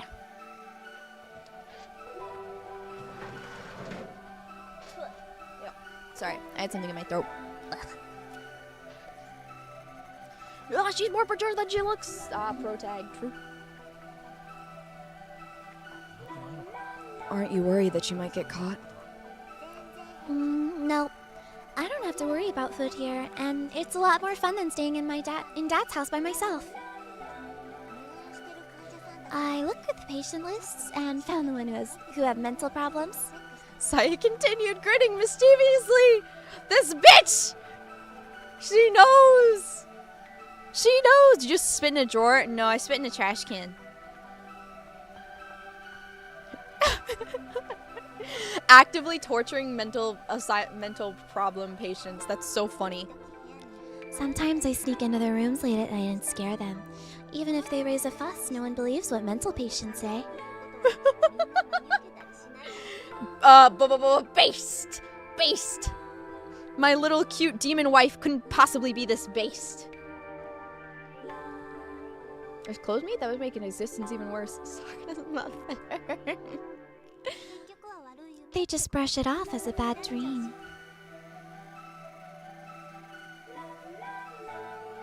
That is a red flag, but he's already seeing all red. Her confession reminded me that the hospital was famous for its ghost stories. Who could have imagined that there was actually a real girl impishly roaming these hallways? So that's why you came to my room the first time. Yeah, sorry. Are you mad? While her pranks were hardly praiseworthy, I couldn't bring myself to scold her for the very thing that brought us together. You shouldn't do it anymore.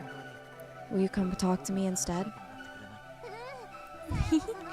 Yeah, that's more fun for me too. Oh. Ugh. Ugh. I guess that answers your question. Ugh.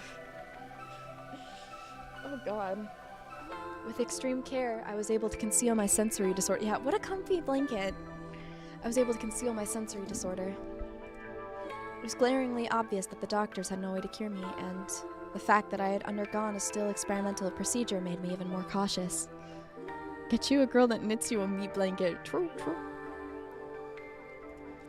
As a medical student, it was easy for me to imagine how the doctors react if they would discover I was exhibiting such unusual side effects. I was not about to become a guinea pig, a mere specimen to be examined with clinical detachment. So I hid my discomfort and loathing behind a mask of normalcy, convincing the doctors that any signs of stress were merely a result of hospitalization. Saya was my support. Looking forward to her nightly visits gave me the strength to endure my daily torture. Hope can make an enormous difference in a patient's progress. With the aid of my secret nurse, I recovered at a pace that left the doctor stunned. On the last night before my release, I summoned my courage and asked her, "Are you going to stay here forever?" Yeah, I couldn't learn anything about my dad, but it's not like I have anywhere else to go. So I guess I'll stay as long as I can hide. In other words, there was nothing keeping her there. "Why not stay with me?" I asked timidly. The question took all the courage I had. Huh? "My family's gone, so I have plenty of room. You won't need to hide, and it's not a bad place to live." You want me to live with you? I was too afraid to ask her what she thought of that, so I hastily offered a deal. "In exchange, I'll help you look for your father. I'll find him no matter what." I think that's gonna be hard. Saya said, looking a little embarrassed. Dad probably did something bad and had to leave the hospital. We can't get the police involved. You'll have to be as discreet as possible. I'll do whatever it takes. Unable to control myself, I finally spoke the truth. "I can't be apart from you." At first she looked bewildered, but after a few moments of silence, she said, Give me a little time. "We fumbled the baddie! We fumbled the only baddie left in the world! Fuminori, how could you do this? Fuminori, how?" Explain to me what the meat blanket means, like I'm an autistic 5-year-old. I don't know. Never lie to your doctor. All the horrors could have been avoided if you told the truth and are dying on a strange lolly for mental health. That is true. Ooh, whoa, meat demon wife! Ooh, oh, meat demon wife! He's just like me. Yeah. This guy's the literally me, but of anime, guys. On the day of my release, I managed to smile as I accepted the hideous, foul-smelling, celebratory bouquet. The flesh beasts, calling themselves Koji, Omi, and Yo, came to pick me up. Though they had come to see me many times during my stay, it never got easier to see my friends change so horribly. My sudden tears of despair drew suspicion, but I managed to explain them away as tears of joy. While we walked to Koji's car, I looked desperately for Saya amid the grotesque scenery. Even as we drove away, I kept watching the hospital fade into the distance, praying for a last glimmer of hope. But Saya never appeared. After Koji and the others dropped me off, I paused a while to regard my surroundings. I had lived my entire life on this block, in this house. There was no other place I could call home. But nothing was as I remembered. As I walked up to the path, to the front door and took in the yard where I spent my childhood, I could feel those memories being defiled by the twisted, festering shapes around me. Inside the house, I found nothing familiar, nothing to offer me a comforting warmth. What I had once called home was now a whole other world. I had no home, I whispered with a smile of self-pity. There was one last stop to make, one last nail to hammer in my coffin. I stepped into the room that had cradled me from childhood. The walls were papered with human entrails, and the bed a tangled mass of worm flesh. But none of that mattered. There, curled up on the bed like an abandoned cat, was Saya. As I stood there in shock, she looked up at me in a tiny, weak voice and said, Can I really stay? I responded by sweeping her into my arms, embracing her so tightly that she would not escape. Saya did not resist.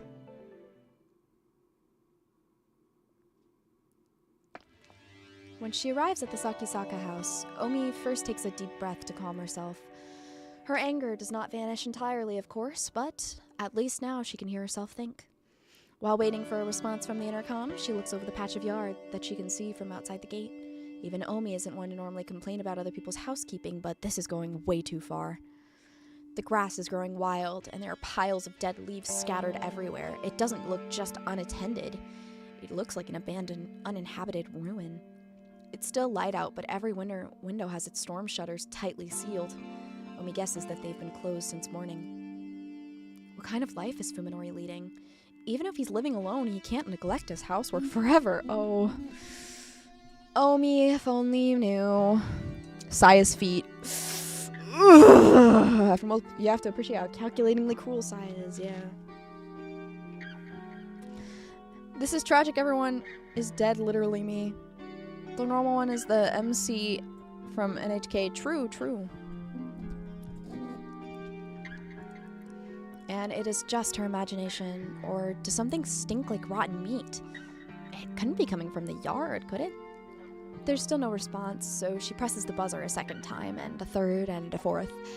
After this has gone on for over 10 minutes, Omi loses her patience and opens the cover of the intercom.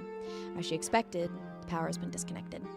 Perhaps Fuminori has a good reason for shutting out the world, but Omi can only see it as a lack of respect for others. Her anger rekindled, she pushes the gate open and stomps through the yard to the front door.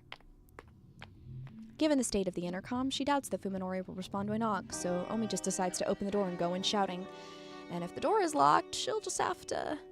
Surprisingly, the doorknob turns easily in her hand, and the enraged Omi finds herself throwing the door open wider than she intended. Her nostrils are instantly assaulted by a choking stench. What is that smell? As Omi stands petrified on the threshold, the cowbell hanging on the inside of the door chimes loudly. A moment later... Welcome home. Omi can't believe her ears. The voice she just heard could not have been human, yet its intonations were too complex for any animal she can imagine. Is someone there? She calls out to the end of the hallway from which the voice came. There's no response. Instead, she hears the sound of something soft and wet flopping its way deeper into the house. Ugh. Finding it difficult to place a meaningful image to the voice she just heard, Omi stares blankly at the empty vestibule. Resident Evil, baby! Oh, God! Ew! There's nothing there. Not even Fuminori's shoes, which can only still mean that he's outside somewhere, wearing them. Soft and wet, huh? Yeah, that's exactly how I like them. The house should be empty. But then what was that voice just now? Her anger has vanished as if it were never there. Nevertheless, Omi steps foot into the hallway, leaving the door open so that the cowbell won't ring. The floor creaks, setting her nerves on edge. Omi isn't sure why she's acting like a burglar, but something tells her to make as little noise as possible. The potency of this stink inside the house makes the whiff she caught outside pale in comparison. It's sickening, like rotten fish guts. Has food been left to spoil in the kitchen? She hears a bubbling sound up ahead. Stepping gingerly on creaking floorboards, Omi makes her way to the end of the hallway. She finds rooms on both sides of her, one lit, the other dark, and she chooses to enter the lit room. It's the kitchen, lit by what must only be the only window in the house not covered by a storm shutter. The sound she heard was the pot boiling on the stove, and on the chopping board next to it lay a butcher knife and half-diced carrots. A perfectly normal household scene, with the light of the setting sun making everything the color of decomposing fruit. Something is wrong. Who is cooking here? Where did they go? Is anyone here? Omi calls, regretting it immediately as she realizes that her voice is shaking. As her words echo faintly through the silent house, she begins to feel foolish and defenseless. Suddenly, she feels something cold seeping through her pantyhose. She timidly reaches down to touch her feet. Her fingertips come away covered in a viscous olive green slime, like the filthy water from a tank long clogged with algae and dead fish. The whole floor is covered with it. It must be the source of the stench. I thought that was going to go in a different direction. Let's continue. Omi now wishes that she had worn her shoes inside. Manners be damned. When she looks back ruefully the way she came, she realizes that her current position is not visible from the entrance. This kitchen must be where the strange voice came from. The next room is probably the den. As she expected from the closed storm shutters, it's pitch black inside. Omi wants nothing more than to flee this house, but that would mean turning her back to the darkness, and that she can simply not bring herself to do. Moved by some irrational compulsion, Omi sets foot into the den. It's too dark to see anything, but the stink is far worse than before. She slides her hand along the wall, feeling for the light switch. Finding it much sooner than she expected, she flips it on like it's her last hope. The colors. The colors. So many colors. The purple of entrails, the brown of rotten meat, the crimson of fresh blood, the yellow of fat. These colors, and more that cannot be described, cover every inch of the room in maddening array. The colors say all that needs to be said about the painter's hatred, malice, and insanity. Omi's legs give out from the shock, sending her to the floor. Slime immediately soaks through her jeans, its cold tendrils creeping up her legs, crotch, and her neck. Her hand flies to her neck, where it's greeted by another drop of chilly slime. Above her, something is dripping down on her head. Making perhaps the worst decision of her life, Omi looks up. The predator clinging to the ceiling, poised to leap upon its prey. She sees it in every detail. But her mouth and nose are sealed before she can scream, and her belly is torn open as something enters to feast on her innards. But by the time she feels any of this, Omi has already gone mad.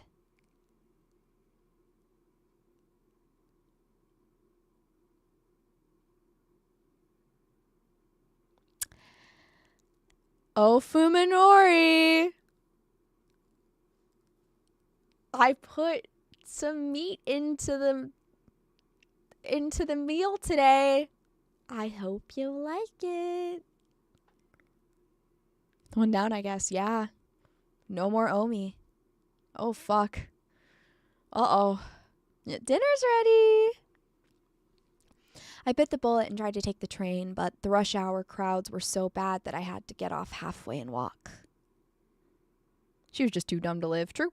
We're having a friend over for dinner. Yeah. Got some freaky ass animal in his house. Yeah.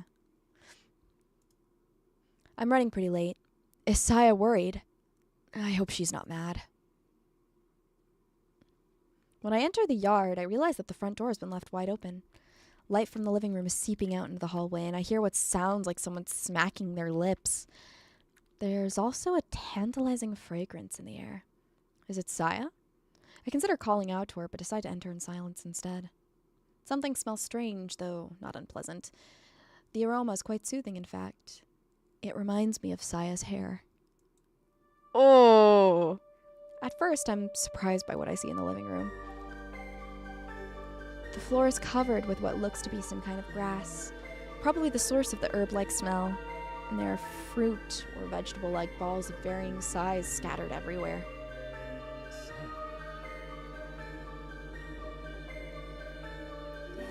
Beware, big cat, yeah. She was hungry. She was hungry. Saya. Saya turns around, her eyes wide with surprise. Then she looks away sheepishly, like a child caught at some prank. What are you eating?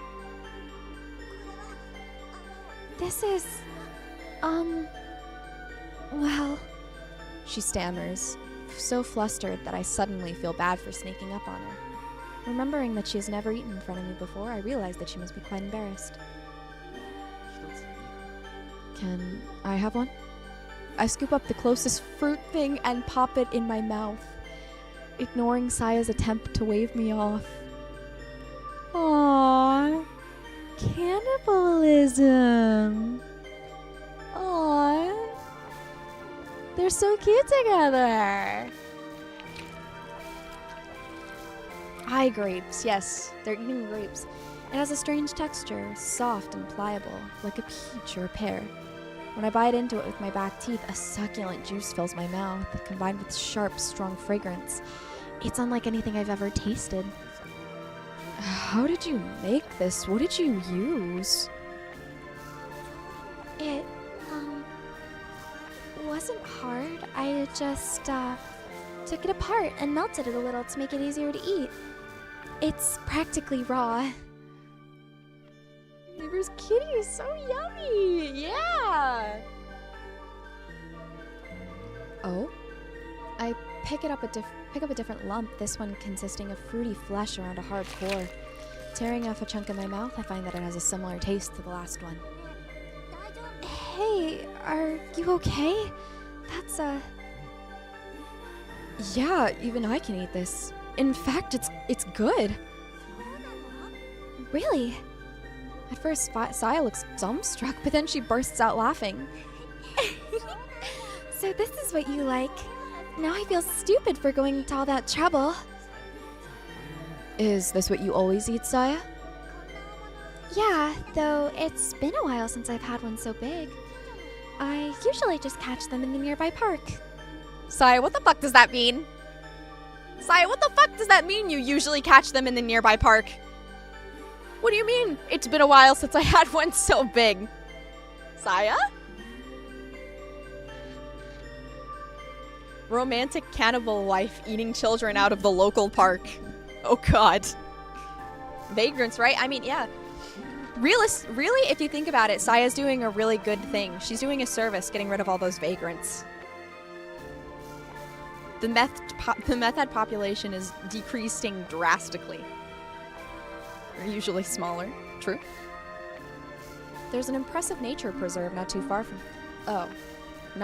here. I've never heard about the fruits like these growing there, but, well, of course. They only look like fruits to me. They're really something else. Sorry. I already ate all of the best parts.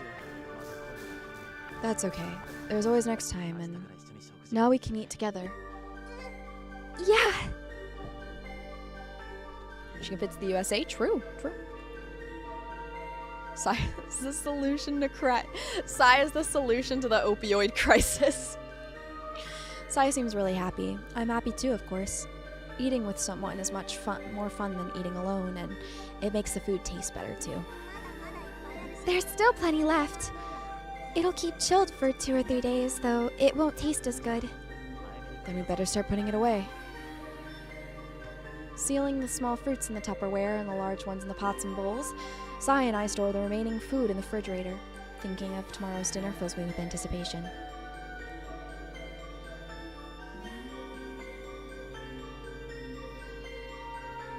Jeffrey Dahmer looking never been cleaner. They sure do smell weird though. Get my gummy BJ now. What the fuck? Gummy BJ? Without me? Can I have one too? I feel that. Little cooking with wife, yeah. How romantic. Look, they're so domestic and cute. I feel that little by little. I'm starting to regain the joy of living. Saya will guide me. With her, I can live on. So Koji, my best friend, I killed your girlfriend and ate her. True Scary Stories, Hospital Edition. Chapter 4, The Monster in the Hospital. A medical student relates a shocking experience. Will you believe him or not? Strange things started happening at the hospital around the end of last spring. It began with patients waking up in the middle of the night screaming. They all spoke of terrifying nightmares, and many of them had to be sedated. Some of the patients even transferred to other hospitals because of it. The weird thing was that they'd all had exactly the same dream. A dream about some horribly disgusting monster staring them down from their bedside. But the really strange stuff started happening after that. There used to be lots of stray cats around campus, looking for scraps from the students. One day, the cat suddenly disappeared, and it wasn't that they'd stopped coming. It was more like they'd vanished from the area entirely. Saya, just because you're Asian doesn't mean you can eat cats. Wait, she's not even Asian. She's a monster. She's like a weird flesh monster thing. Average Friday night. It sounds like a good Friday night to me.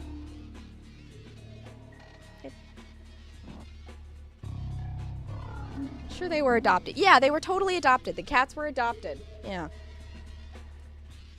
And then people stopped walking their dogs around. According to the rumors, the dogs were refusing to go anywhere near the school. Eventually, things started going missing in the hospital. Organs, to be precise. Transplant organs kept disappearing from storage. People came close to losing their jobs over it. And it wasn't just 2 or 3 times that it happened. They tried to keep it from the students, but we heard it was a lot worse than that.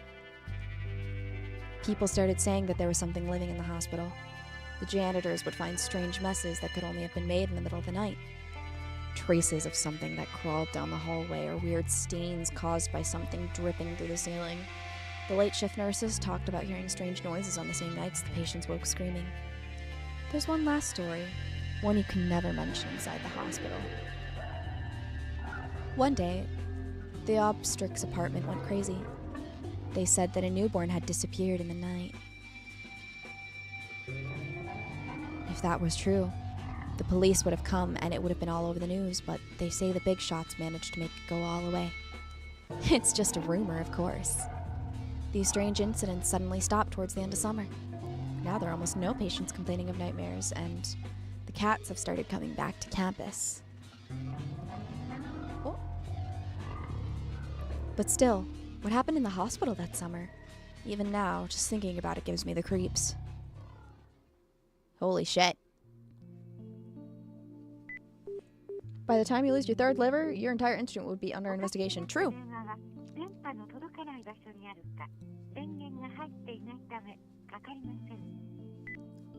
Huh.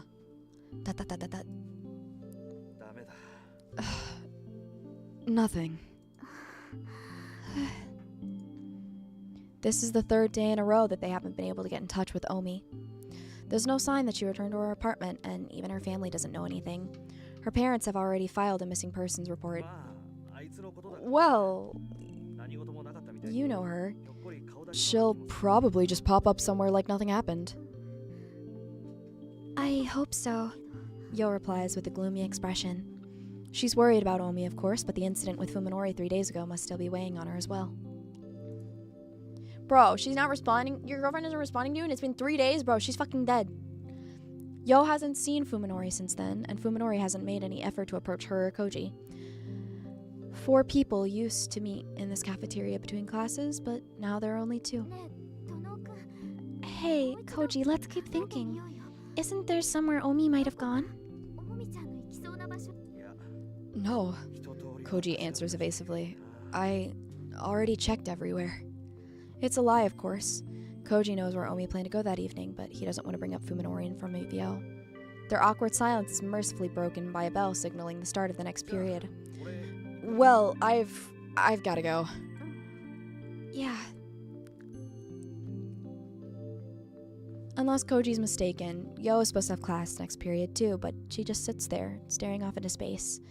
Unable to come up with anything to say, he leaves the cafeteria reluctantly. Both Omi's disappearance and Yo's depression worry Koji, and both problems lead back to the same place. What the hell is Fuminori doing? When Omi went missing, the first thing he did was question Fuminori. After all, the last time he'd seen her was just before she stormed off to give Fuminori a piece of her mind. Fuminori responded with the unequivocal denial, acting like he hadn't the slightest idea of why Omi would have gone to see him. Perhaps that was only natural, as he was unaware that... Holy fuck! Sorry, my bad, bros. He was unaware that Omi and Koji had witnessed him reduce Yo to tears. Did Omi? She gave him a piece of her mind, alright? Oh yeah, she did. She definitely gave him a piece of her mind. In fact, that piece of her mind is sitting in Fuminori's fridge right now. You broke the moment. I'm sorry. I broke the moment. Did Omi even make it to Fuminori's house? She had been riding a wave of emotion. When she left, she might have calmed down and changed her mind halfway there. Or perhaps she ran into trouble on the way? Koji concluded, or more accurately convinced himself, that one of these possibilities was the truth. subconsciously denying the one remaining possibility, that Fuminori was lying, that he had met Omi and was involved with their disappearance. When questioned by the police, Koji told the truth about Omi's destination only up until the train station, maintaining that he had no idea where she planned to go after that. He wanted to cooperate with the search, of course, but Omi couldn't have made it to Fuminori's house. Fuminori said so himself, didn't he? In that case, he told the police everything they needed to know. That the noise was from Saya. Oh god. Break the moment, make it better. That was a 6 out of 10. That was not, well, that's because I burped away from the mic, stupid. Hold on. It's because I burped away from the microphone. Not wanting to get the still fragile Fuminori involved, he forced himself to accept this flimsy logic. But the conflict has built up inside of him without his notice, leaving the unanswered suspicion to fester in his mind. Koji is deep in thought, paying no attention to his surroundings, but perhaps that is what is keeping him to catch sight of his friends back through the crowd of milling students. Why is he staring at me like that? She tasted that good, huh? Clearly! Fuminori. At first, Koji assumes that he's headed to the lecture hall, but it soon appears that instead he's going home. Strange. Medical students have required courses in the afternoon. Though he's initially surprised, Koji's hesitation only lasts for a second. He follows his friend, taking care to stay far enough behind that he won't be noticed. Uh-oh. Fuminori wasn't going home, as became obvious when he boarded a train heading in the opposite direction. Koji's next guess was that he was going to see his doctor at the T University Hospital, but Fuminori rode straight through the closest station. Where is he going? At first, Koji felt ashamed for tailing his friend like this, but his conscience fell silent as Fuminori's actions grew more mysterious. The worst part about this is that even if he got up really close and he didn't even say anything, he could probably tell. He probably wouldn't even be able to tell that it was Koji. The closer Koji feels to discovering the truth behind Fuminori's sudden transformation, any knowledge would be welcome, no matter how slight. Even Koji's beginning to think that there must be more behind Fuminori's change than the accident alone. He wants a more satisfying answer, one that will help him decide whether Fuminori can still be trusted. Tag stalking, oh god. Fuminori gets off at a small station in a nondescript suburb of Tokyo. Koji follows, trying not to lose sight of him amid the other disembarking passengers. Oh my god, no Fuji Station JR! I wonder if this is like an actual real state. I mean, it probably is because it has the JR thing, but I wonder if, like, you could go out here and, like, I wonder if there's any Saya references. That'd be pretty cool, wouldn't it? This area is quite desolate, with only a small bookstore, a convenience store, and a market in front of the train station. It's easy for Koji to keep Fuminori in view. This neighborhood was carved out of the Fuji foothills, and here there remain steep inclines and wooded areas that escaped assimilation. Koji is amazed that such a quiet place exists less than an hour out of central Tokyo. Fuminori seems to know these streets. He moves quickly and purposefully through the suburban community, his eyes fixed straight ahead. God, this is so pretty. Japan is such a pretty place, chat. Oh god, I think I just love mountainous places. I think I just love mountainous places with deep forests. I think that's just what I like. Before long, Fuminori reaches a house. Without ringing a bell or even knocking, he opens the door and vanishes inside, leaving Koji to wonder how Fuminori can treat the house as his own. After waiting to see if Fuminori comes back out, Koji approaches the gate and checks the nameplate. Ogai, it reads. Oh, mounted his peak. It really is. It's like the peak environment. It's so good. It's so good. Hold on, taste of the water.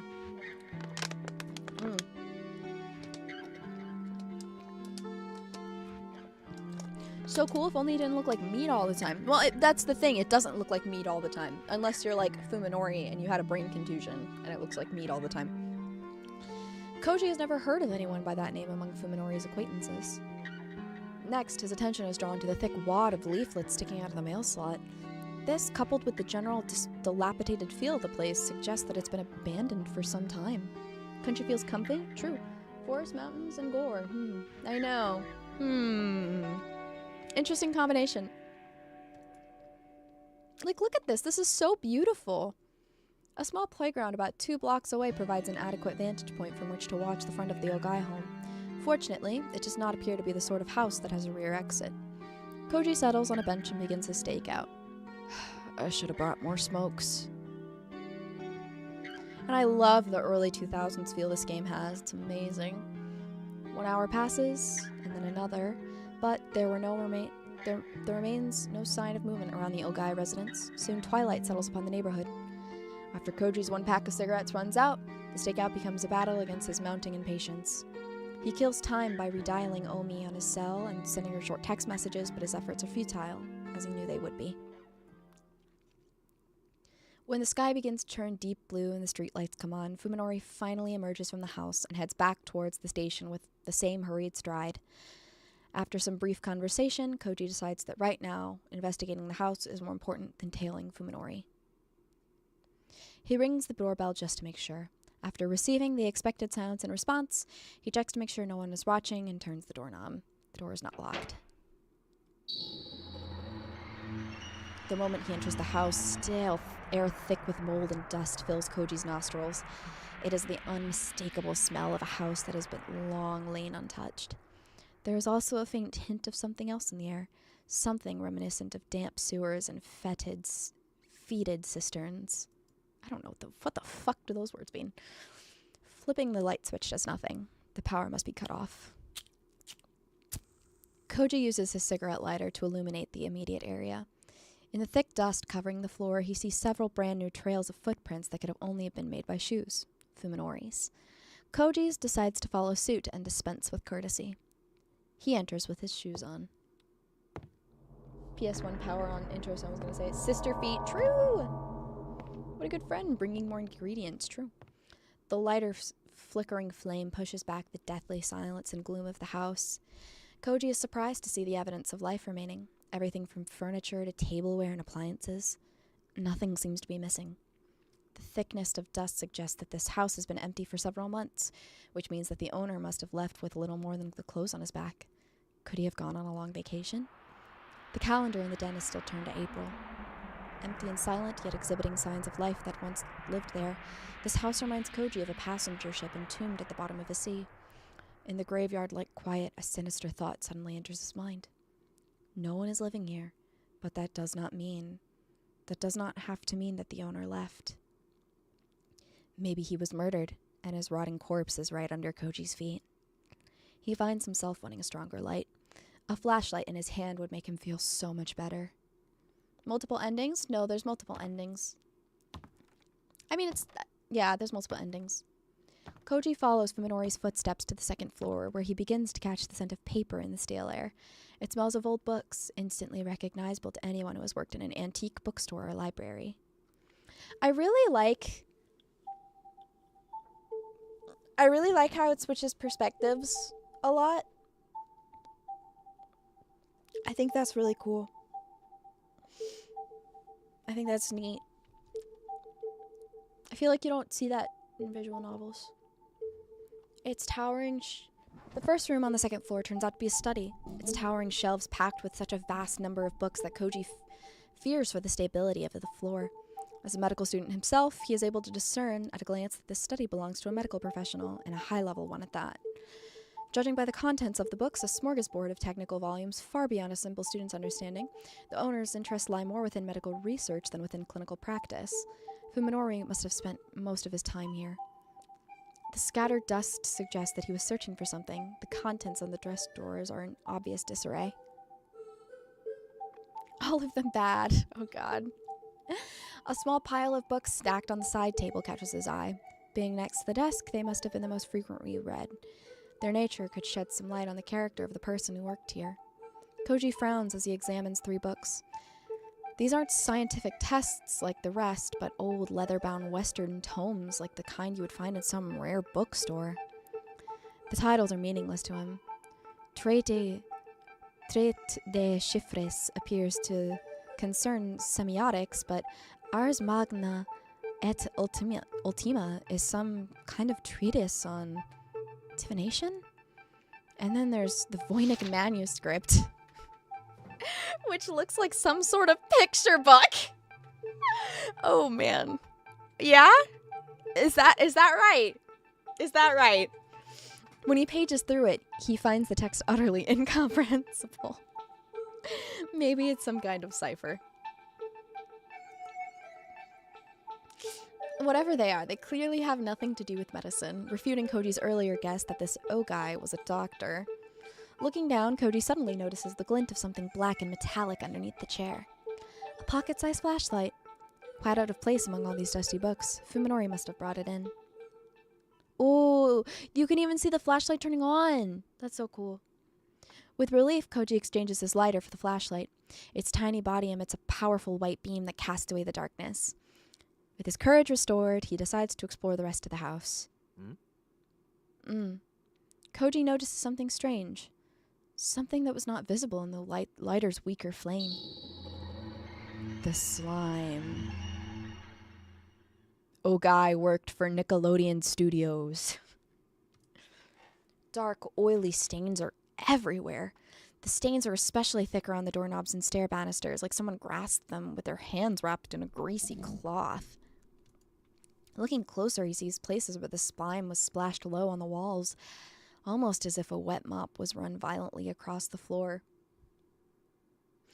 I'd like to point out that we know that Fuminori has had sex with Saya, who we also know is a weird flesh beast thing. He put his penis inside of that. Looking closer... Oh, I already read that. Ugh. Could Ogai have made these marks? At least 1,000 children! True. Our children will be so beautiful, Saya. Feet inbound. True. Nickelodeon means Dan Schneider means feet. I'm in. I'm bought.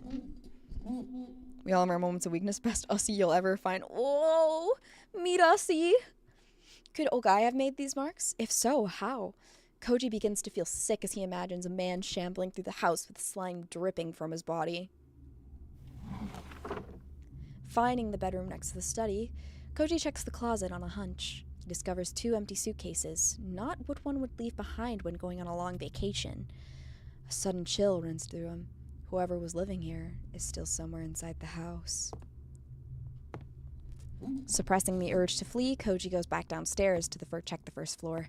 If he finds a corpse, he'll have to call the police right away. He might get away with trespassing if he reports it first, but if they find the body later, it'll be awfully hard to explain what his fingerprints all over the house. The flashlight reveals the den to be covered in even more slime than the rest of the house. The sofa looks as if it was dredged from the bottom of a swamp. If everyone looks like flesh monsters, then isn't Saya the weird one for being with him? Yeah. You are right on the money. In the kitchen, Koji takes one look at the sink and decides not to get any closer. He doesn't want any more fuel for his imagination. He reaches the further door to the bathroom. A common scene from a TV drama flashes through his head. A body with slit wrists floating in a bathtub full of water. And wasn't there a movie where a hitman disposes of his victim in a bathtub filled with lye? Koji braces himself for the worst and opens the door slowly, then shines his light into the ceramic bathtub that appears from the darkness like a white ghost. Bones. A mountain of bones, black with dry flesh and blood. Koji puts one hand against the wall to steady himself as his legs threaten to buckle. Something is wrong, he realizes as he tries to desperately get his thoughts in order. The bones are too small. There's too many of them. They aren't human. After taking several deep breaths to calm himself, Koji enters the bathroom and examines the tub. Oh god, something's gonna appear from the black behind him, isn't it? The bones are piled atop each other like fallen leaves. They appear to be some small animals, perhaps cats or dogs. Sadly, I must go. Take care, Luana. Thank you, BWH. I hope you have a good rest of your day. Yeah, this angle isn't good. Something's gonna appear in the top right corner. Yeah, you, me, yeah, and then I'm gonna butt rape him. Even so, the quantity is mind-boggling. How many bodies would it take to even produce this many bones? The bones have been all but separated from one another, so it doesn't look like the bodies were just thrown into the tub and left raw. Each bone is covered with deep grooves, marks left by teeth biting through flesh. Koji's sanity won't let him consider the possibility that a human could have done this. The owner of the house must have kept some sort of carnivorous animal as a pet, giving it the bones of a small animal to eat and disposing of the remains in the bathtub. But why not dispose of the leftovers properly? No way a layman would know what bone is from what. What? No, you would know. I feel like you would know, because human bones and animal bones probably have a really different density.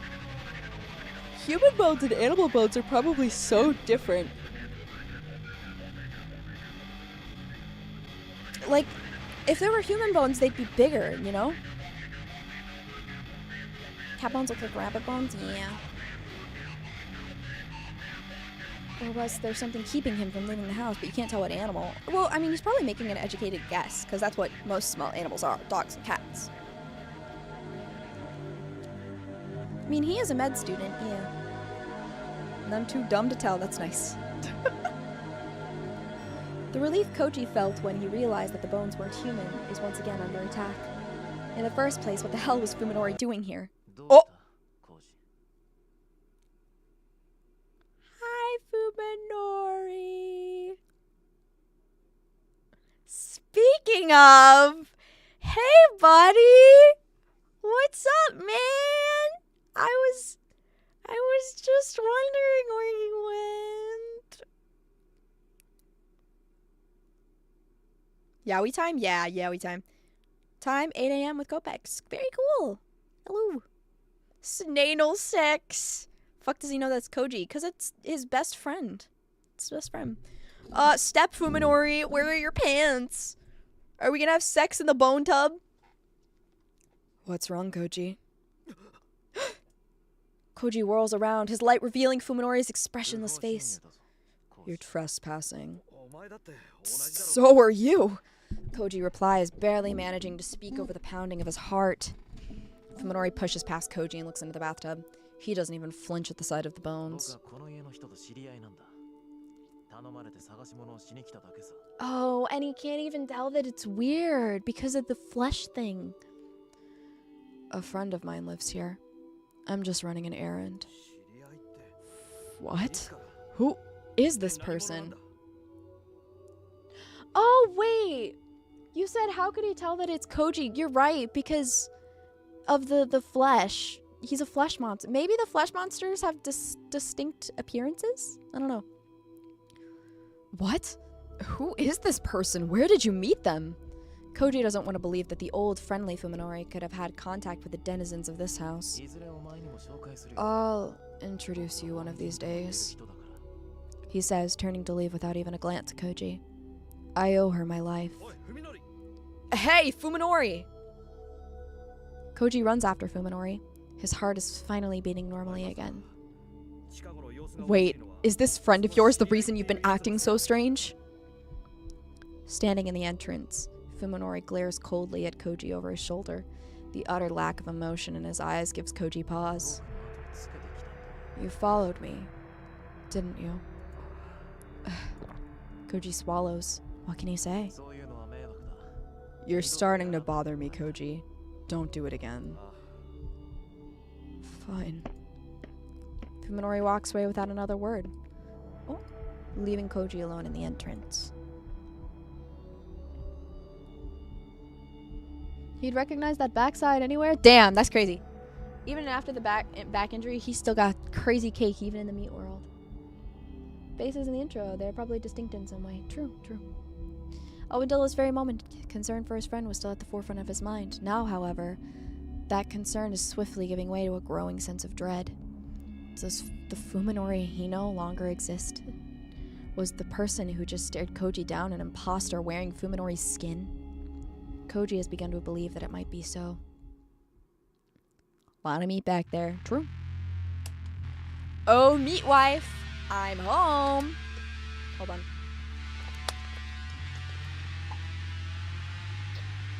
Water.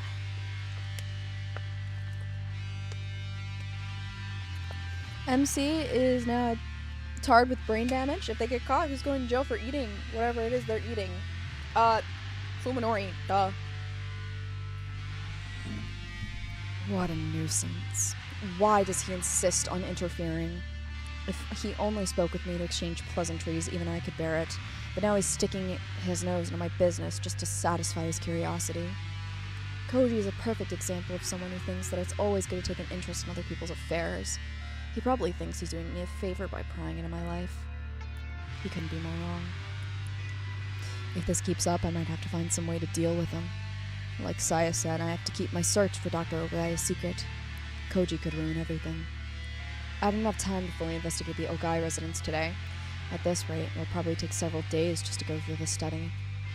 Saya didn't believe that I'd find anything to help with the search, but I think there's still a lot to explore. Who knows what I'll discover? The problem is Koji.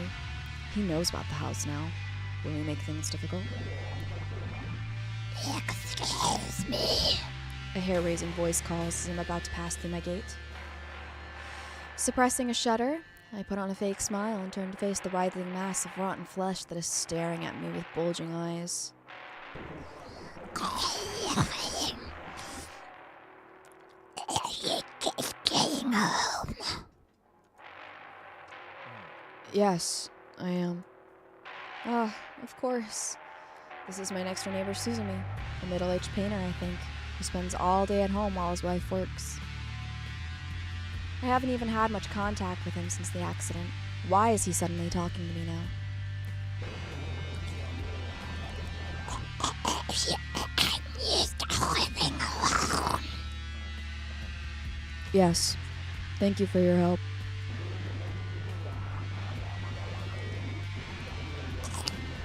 Hold on. I know it must be very difficult, but you're still young. You have to try and move on with your life.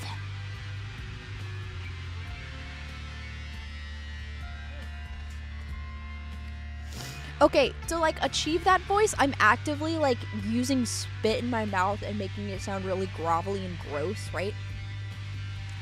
But something I don't know, something just weird just came up my throat. Ew, what the fuck was that? It was I think it was what are the little things that get stuck in the back of your throat? What are they called? The little, wait, it's food. What are they called? Tonsil stone. Yeah, tonsil stone. Yeah. Summon your own slime. True. Yeah. What is this? Did he stop me just to deliver a lecture? Loogie, yeah.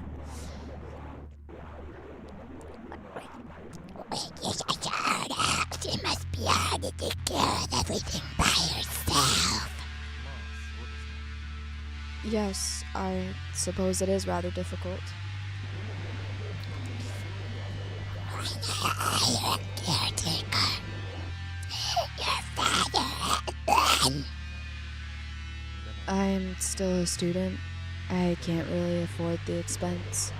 I see. The flesh beats undulates foully, as though it still has something to say. The sight of it is driving me close to the edge. Even so, don't you think you should tend to your yard? I'd be happy to help. No, thank you. I'll manage on my own. Now I get it. He's worried that the unsightliness of my house might diminish his own. Damn snob. I flash a token smile, then retreat behind the safety of my gate. I can feel Suzumi's eyes boring into my back all the way to the front door. Why won't everyone stay out of my life? I just want to live together with Saya, alone where no one will ever bother us. Oh god, his neighbor. Oh lord. Oh no.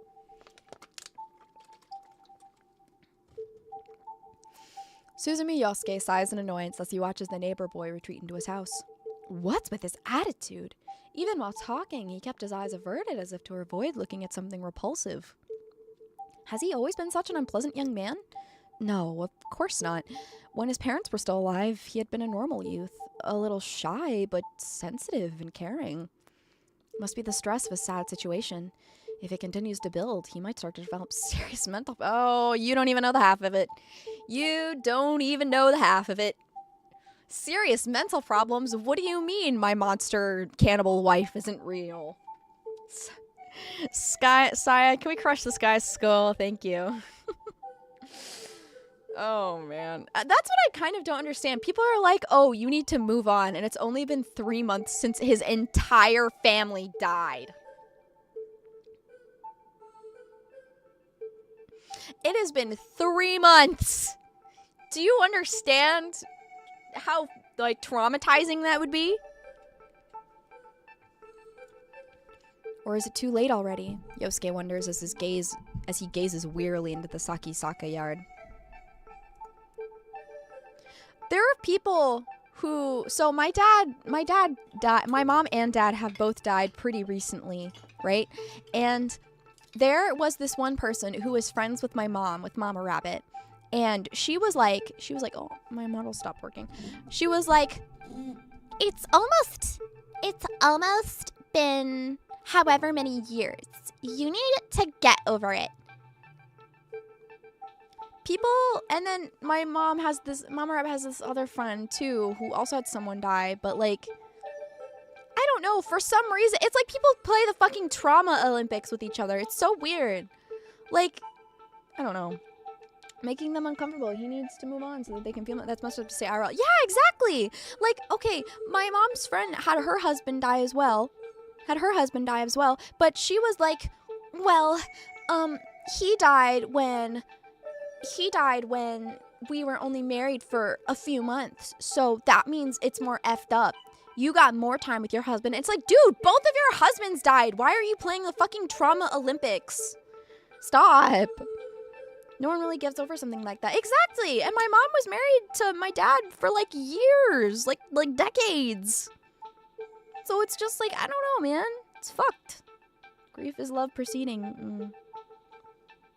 Yeah. Women are heartless more at 11. Yeah. That's so messed up. Yeah, exactly. It's so effed up. It's so fucked up. And that's how you know these people haven't ever experienced any type of like serious issues in their life. You know? It's fucked up, bro. It's fucked up. Like, I don't know.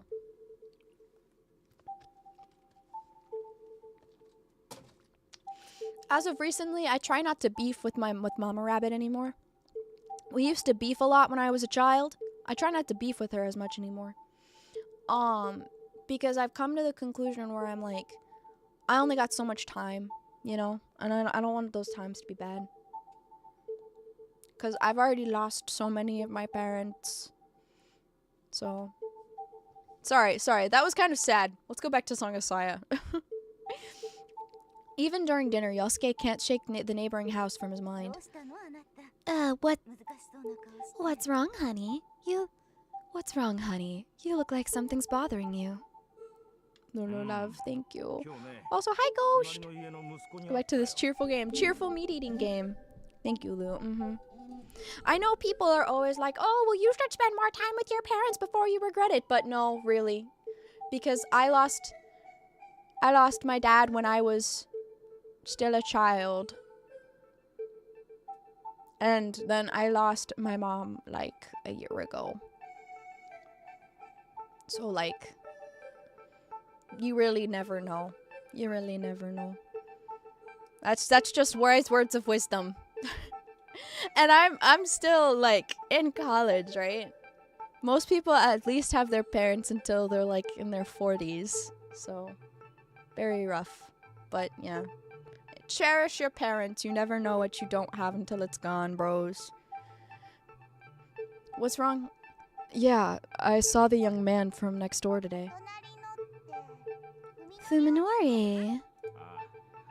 I just had to say something about his yard.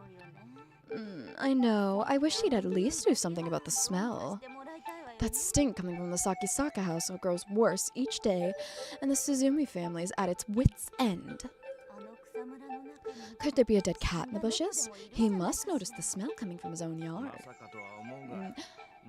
Maybe, okay, did you guys ever have to deal with people who smelled really bad, but, like, they never knew that they smelled? Maybe that's what was happening to them. Maybe they're stuck in their own meat worlds, and they don't smell themselves because they're stuck in the meat world. Maybe he's leaving his garbage out there. He wouldn't. No, I wouldn't put it past him. Who knows what he's doing in there all the day with the storm shutters closed? What kind of life is he leading? Did he go crazy? Now, Hiromi, you mustn't say things like that.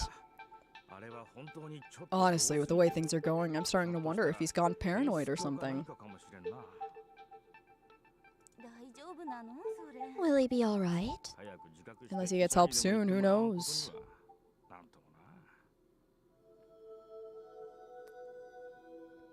The seconds crawl by, each tick of the clock compounding my agony. When I returned from the Ogai residence, I was greeted by a silent, empty home. Saya had vanished without leaving any clue as to her whereabouts. It isn't rare for her to go on walks at night. I've often gone with her. However, such outings always take place in the middle of the night when no one's around and never last for more than 2 hours. Right now, it's 5 in the morning. Soon the sky will begin to show the first light of dawn. Even if she left right before I returned, she's still been gone for almost half a day. I can't sleep. I can only wait in anguish. I tried to distract myself by painting more rooms, but I couldn't concentrate on the work. If I had known this would happen, I would have left the Ogai house sooner. I wish I hadn't wasted time on Koji. If Saya doesn't return, the thought makes me want to tear out my hair. After its long absence, the terror of true loneliness is too much to bear.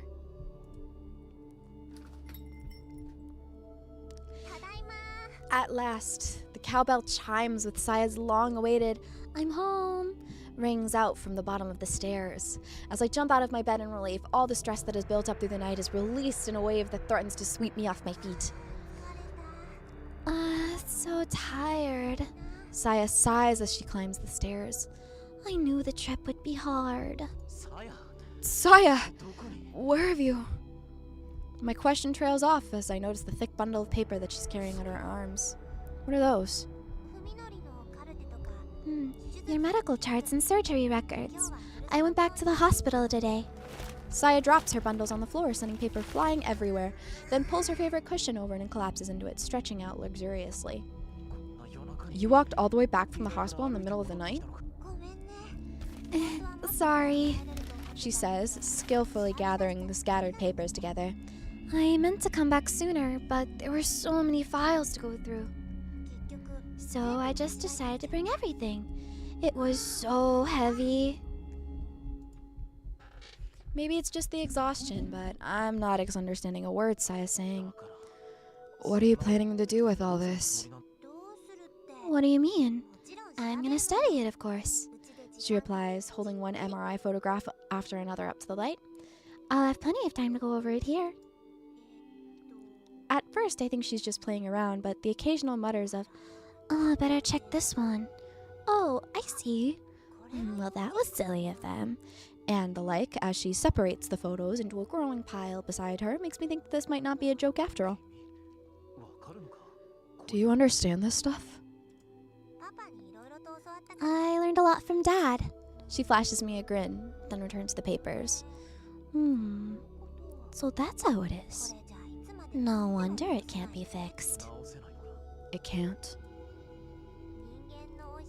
Not by a human doctor. I can't tell if she's being serious. Even for me, it'll probably be tough. She says offhandedly, even as her hands continue to shuffle papers. I'll have to experiment first. Watching more closely, I realize that her eyes are scanning each page rapidly. So rapidly, in fact, that I was unable to notice it at first. Oh. Could Saya actually be reading my charts? Hey, Saya? Yeah? She answers coolly, looking up from the charts. I'm tired. Let's go to bed. Sure. If that's what you want. Saya tosses the papers aside she was sorting, then leaps on me and begins to tear off my clothes! Oh no. Hey! Lorb deployed! Lorb deployed! Lorb deployment! Come on. Just once before bed. Okay? Oh lord. Hey, Saya. Don't you think it's unhealthy to be doing this every day? Huh? Are you sick? No, not me. my body is all grown up, but you're... Don't worry. She laughs playfully as she pulls me out of the bed, the familiar sweet sensation of her weight and skin rendering me helpless. I might skip this part. Oh dear. Oh dear. Oh dear. Oh dear. But I am worried. We haven't used any contraception! Saya, you don't know! Fuminori. She whispers, staring straight into my eyes. I'm gonna read this. Okay. Oh god. Fuminori. She whispers, staring straight in my eyes. You don't want me to have your children? What the fuck? Tactical load incoming! How can I respond to that? It's not that. Your body is too small. Pregnancy is a serious burden, you know? That's not really something you have to worry about. Shouldn't the steam prison be safe for work? Yes, I'm pretty sure. Saya seems unaware how to reply, but not because she doesn't understand what I said. Rather, the bemused look on her face makes it seem as though I'm the only one who's not getting it. That's not really something you have to worry about. Wait, what? Oh, wait. But I know you're just thinking of me. She says suddenly, her smile glowing with innocence. I'm so happy. ... By the time I break the smile of her angelic smile, Saya has undone my belt and is removing my pants. Come on, Saya.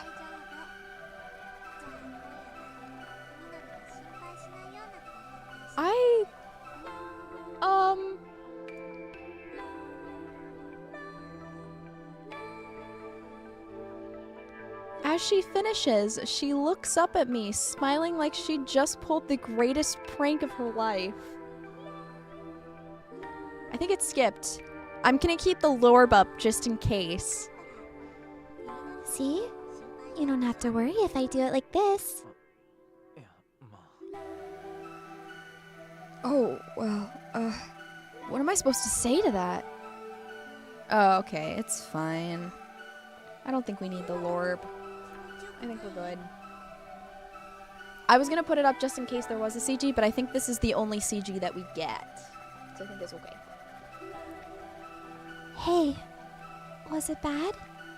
It didn't feel good.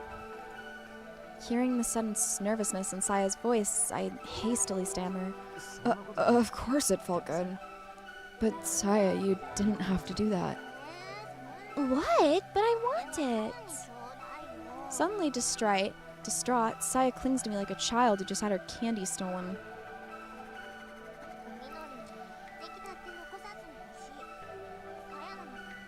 I'm not saying that.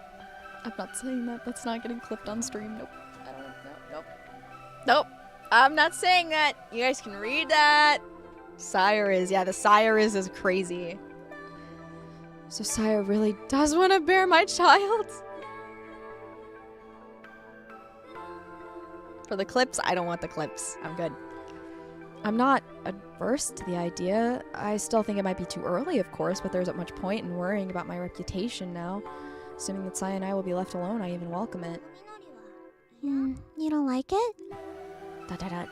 She gazes up at me pleadingly. How can I resist? I do like it. As long as you're okay with it, so am I. Saya smiles with relief and burrows contentedly into my chest. I love you, Fuminori. She purrs softly. With her body draped over mine, I become even more aware of how light and delicate she is. Can this tiny girl and I really live as a husband and a wife? An ironic wife material. Yeah, kinda. I can't read what it say. Oh, it's okay, don't worry about it.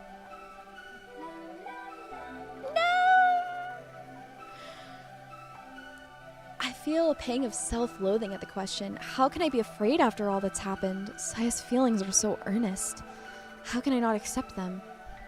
I need to resolve once and for all to rid myself of the useless trappings of morality. Saya and I are all that matters. There's no point in worrying about what others think anymore. Although I suppose I should still talk to Saya's guardian, of course. I need to find Dr. Ogai as soon as possible. Oh, man. By the time I drift off to sleep in exhaustion's comforting embrace, all doubts about Saya's actions have vanished from my mind. Whatever the case, all that matters is that she's returned to me. Okay. 2 o'clock. For Suzumi Yosuke, this is the most fulfilling time of the day. After seeing his wife and daughter off, taking care of the morning chores, and eating a leisurely lunch, it's finally time to sit down at the easel.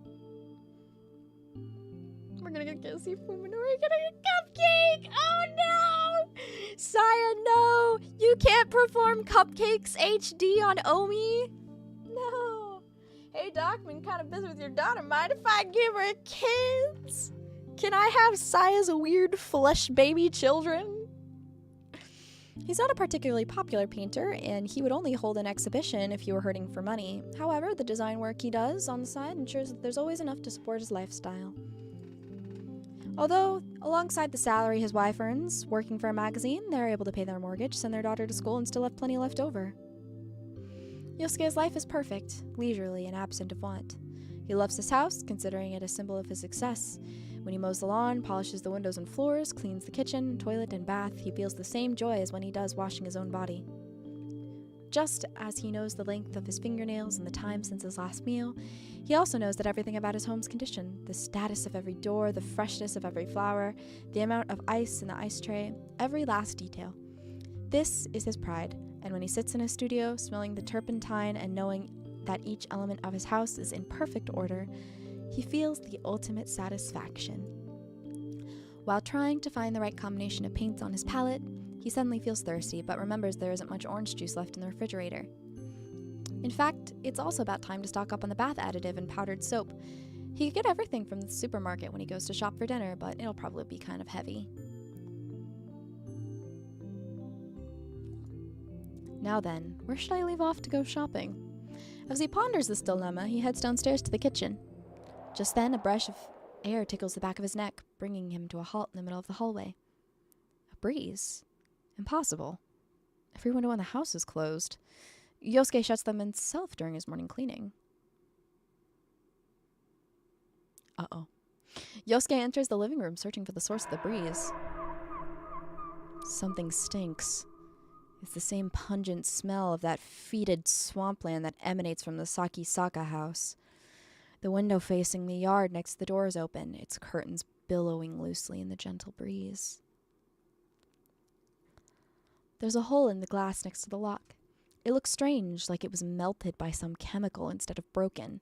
Someone must have reached through the hole to unlock the window. Yosuke stands paralyzed, his heart pounding with anger and fear. He listens carefully, but hears nothing.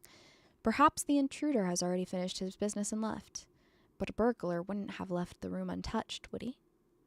Maybe he heard Yosuke coming and hid somewhere nearby. Yosuke realizes that his still wet palette knife is in his right hand. He must have forgotten to put it aside before going downstairs. He stares numbly at the knife for a moment, then decides it's not enough protection. Instead, he grabs the ashtray sitting on top of the table, made of thick, solid glass that's big and heavy enough to serve as a weapon. The home that he thought as part of himself now seems utterly alien. Keenly aware of the thumping of his heart, Yosuke looks around the living room and sees little that could be used as a hiding place. The intruder must have gone either to the guest room or through the dining room to the kitchen. The kitchen is close to the stairs. If there had been movement, Yosuke would have noticed it when he came down, which means that the guest's room is the most likely place. He shuffles over to the guest room door and prepares it to slide open. Family meal? Yeah. But what is that stench? Could the breeze alone carry something so foul? It's as if the odor is coming from inside the room. He readies his ashtray and throws open the door. The straw-matted Japanese-style room is empty. There is a closet, but no one could fit there. Okay. So the intruder already left. Yosuke relaxes, the exhaustion of sudden relief coming over him. And that is when something seizes his ankle. The instant he freezes in shock, his leg is yanked out from under him, sending him crashing to the floor. Stars explode behind his eyes as his head smacks against the door rail. The hand, if it can even be called that, wrapped around Yosuke's ankle. extends all the way back to beneath the living room sofa. There are barely 5 centimeters between the sofa and the floor. Whatever is hiding there, it can't possibly be human. No one could... Word said before disaster, yeah. Before the screaming Yosuke can regain his footing, countless hand-like appendages seize his arms and legs, rendering him helpless. Oh no, I've seen this in an ecchi manga. Down. Don't be scared. As the hideous voice burbles in his ear, something cold and soft crawls atop him. Yosuke can't even scream, his terror is so great. Don't be scared.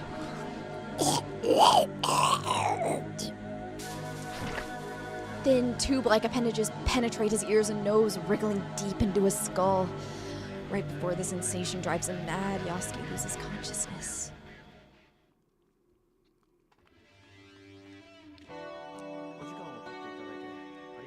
Okay, while that happens, since we just finished that scene, I'm gonna pee really quickly.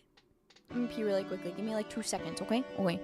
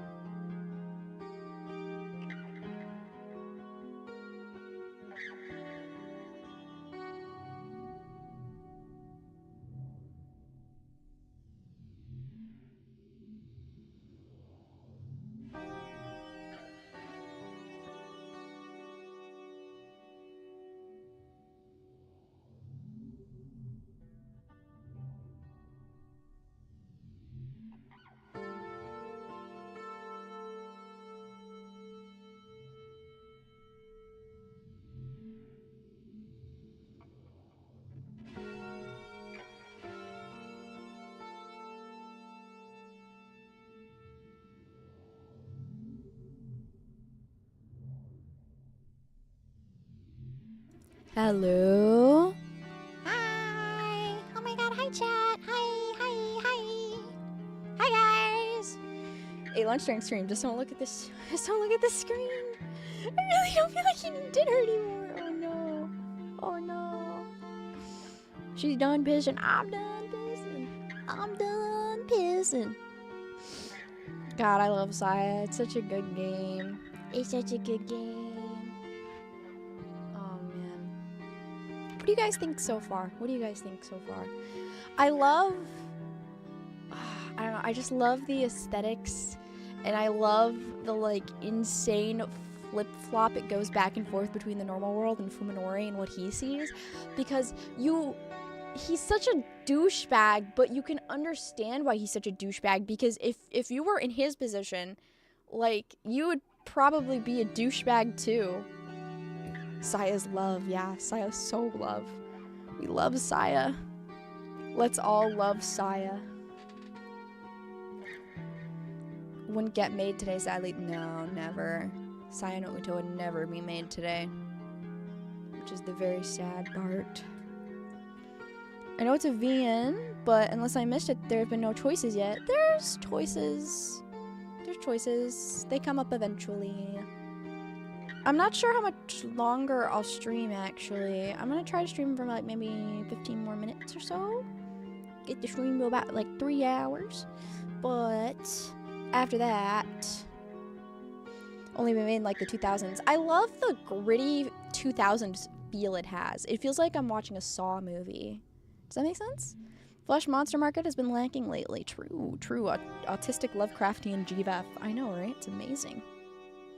Different endings occur. They'll get there eventually. Thank you for taking the time to see us, Koji says, his humble bow concealing his surprise at the doctor's youth. Even without her light makeup, she wouldn't look a day over 30. She must be quite talented to be a leading neurosurgeon at such a young age. Don't mention it. I was hoping someone like you would come along. Her friendly smile has none of the coldness one might expect from her sharp, refined beauty. It's a pleasure to meet you. I'm Dr. Tanbo, Sakisaka's Fuminori's attending physician. I'm Fuminori's friend, Tono Koji. This is Tsukuba Yo. Yo gives a quick bow, her expression apologetic. When they arrived at the T University Medical Center and asked to see Fuminori's doctor, Koji and Yo had been prepared for rejection. They hadn't expected the ease which their request was granted. You say you want to know what's wrong with him. Well, so do I. I'm sorry? He didn't come in for his checkup 2 days ago. I tried calling his home, but there was no answer. 2 days ago. The same day Fuminori was searching that abandoned house. Koji frowned, wondering what was important enough for him to blow off his appointment. What is he like at school? He's totally messed up. Seeing Yo's shoulders jerk out of the corner of his eye, Koji regrets not choosing his words more carefully. Since the accident, it's like he's been a completely different person. We have no idea what to do, so we thought talking to you might help. Oh my god, we got our sprite. Are you medical students too? She asks out of nowhere. Huh? Well, yes. Would you like to see his chart? You'd really show it to us, Koji replies, incredulous. Dr. Tanbo regards him silently for a moment, then sighs and says, Someone wanted to see it, and without the hospital's permission. His files was stolen from the archives 2 nights ago. What? She stares hard at the astonished students, then shakes her head with a tired smile. Well, it doesn't look like you two are involved, so that's a relief. Of course we aren't. However, the culprit must have had an interest in his condition, or wanted to erase his records. Either way, I can only assume that it was someone close to him. I see. An ominous thought flashes through Koji's mind. It couldn't have been Fuminori himself, could it? Koji looks at Dr. Tanbo, then finds her staring right back at him, her expression grave. He realizes that she must be harboring the same exact suspicion. What do you think? Do you have any idea who might have done it? Perhaps Dr. Tanbo didn't have anyone in mind when she asked, but Koji's thoughts immediately fly to that eerie house to which Fuminori led him. I don't really know what their relationship is, but there's someone called Ogai, probably a doctor or a... Koji stops speaking as he sees the dramatic change that has come across Dr. Tanbo's expression.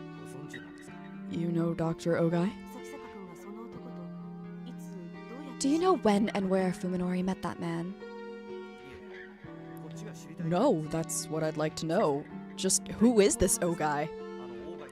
After remaining silent for some time, Dr. Tanbo loses a heavy sigh. Alright. It's not like you couldn't find out on your own. Ogai Masahiko was a doctor teaching at this hospital.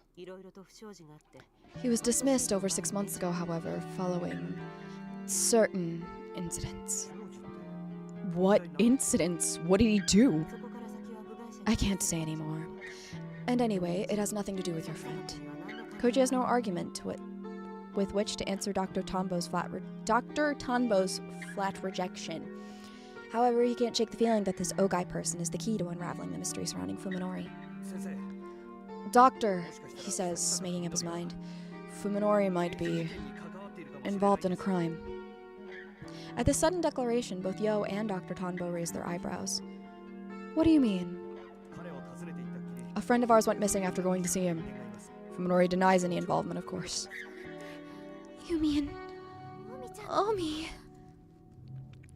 Koji is unable to bear the shock in Yo's voice. Sorry, Tsukaba. I couldn't tell you. Dr. Tonbo is frowning. Her expression even more serious than before. He was caught jacking off in the operation room. The patient was comatose. Right now, this Ogai seems to be the center of Fuminori's attention. If we know who he is and what Fuminori is looking for, we might start to see the whole picture. Please tell us, Doctor. Just what happened at this hospital? Dr. Tonbo hesitates for some time, refusing to make eye contact, but she finally shakes her head. I'm sorry. This is not a decision I can make on my own. Doctor, give me some time. I'll do some investigating now that I know how far this has gone. Please. Koji is out of options. All that's left is to trust this young doctor. It's frustrating, but a friend's rights only go so far. Let us exchange cell phone numbers. I'll call you if I learn anything, and you call me the moment anything changes. All right. Yippee!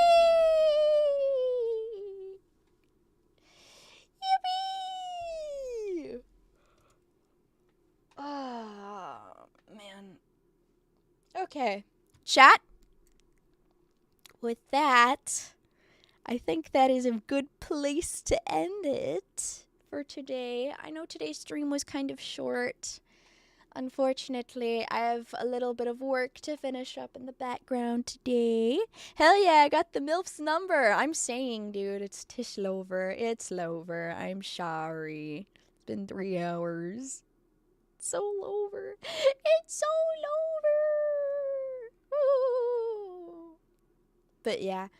Unfortunately, I do have a little bit of work to work on. I gotta finish up the members art for you guys, but I just got here.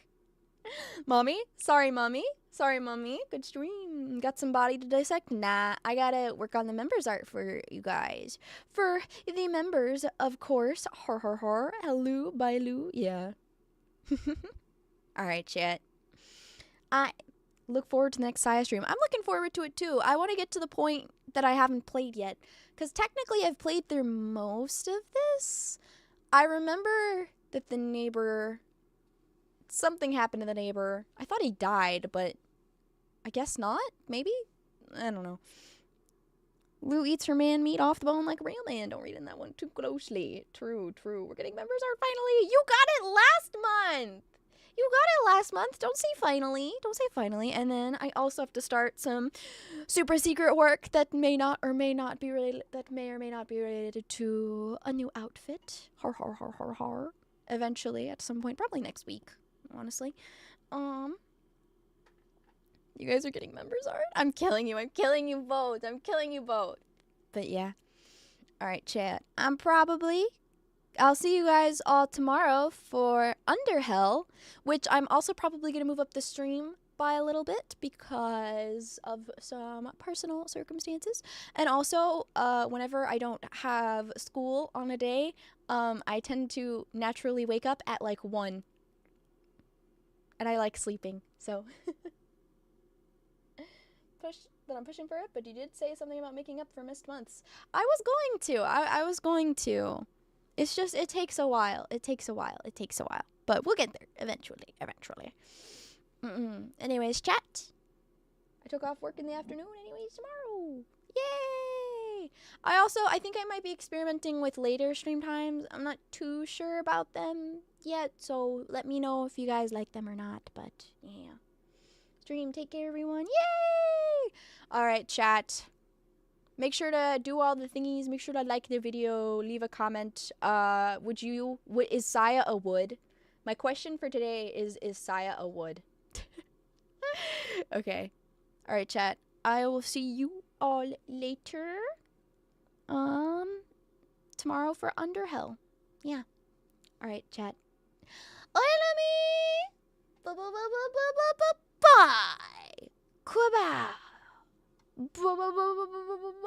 Bye. Bye. Oyelimi.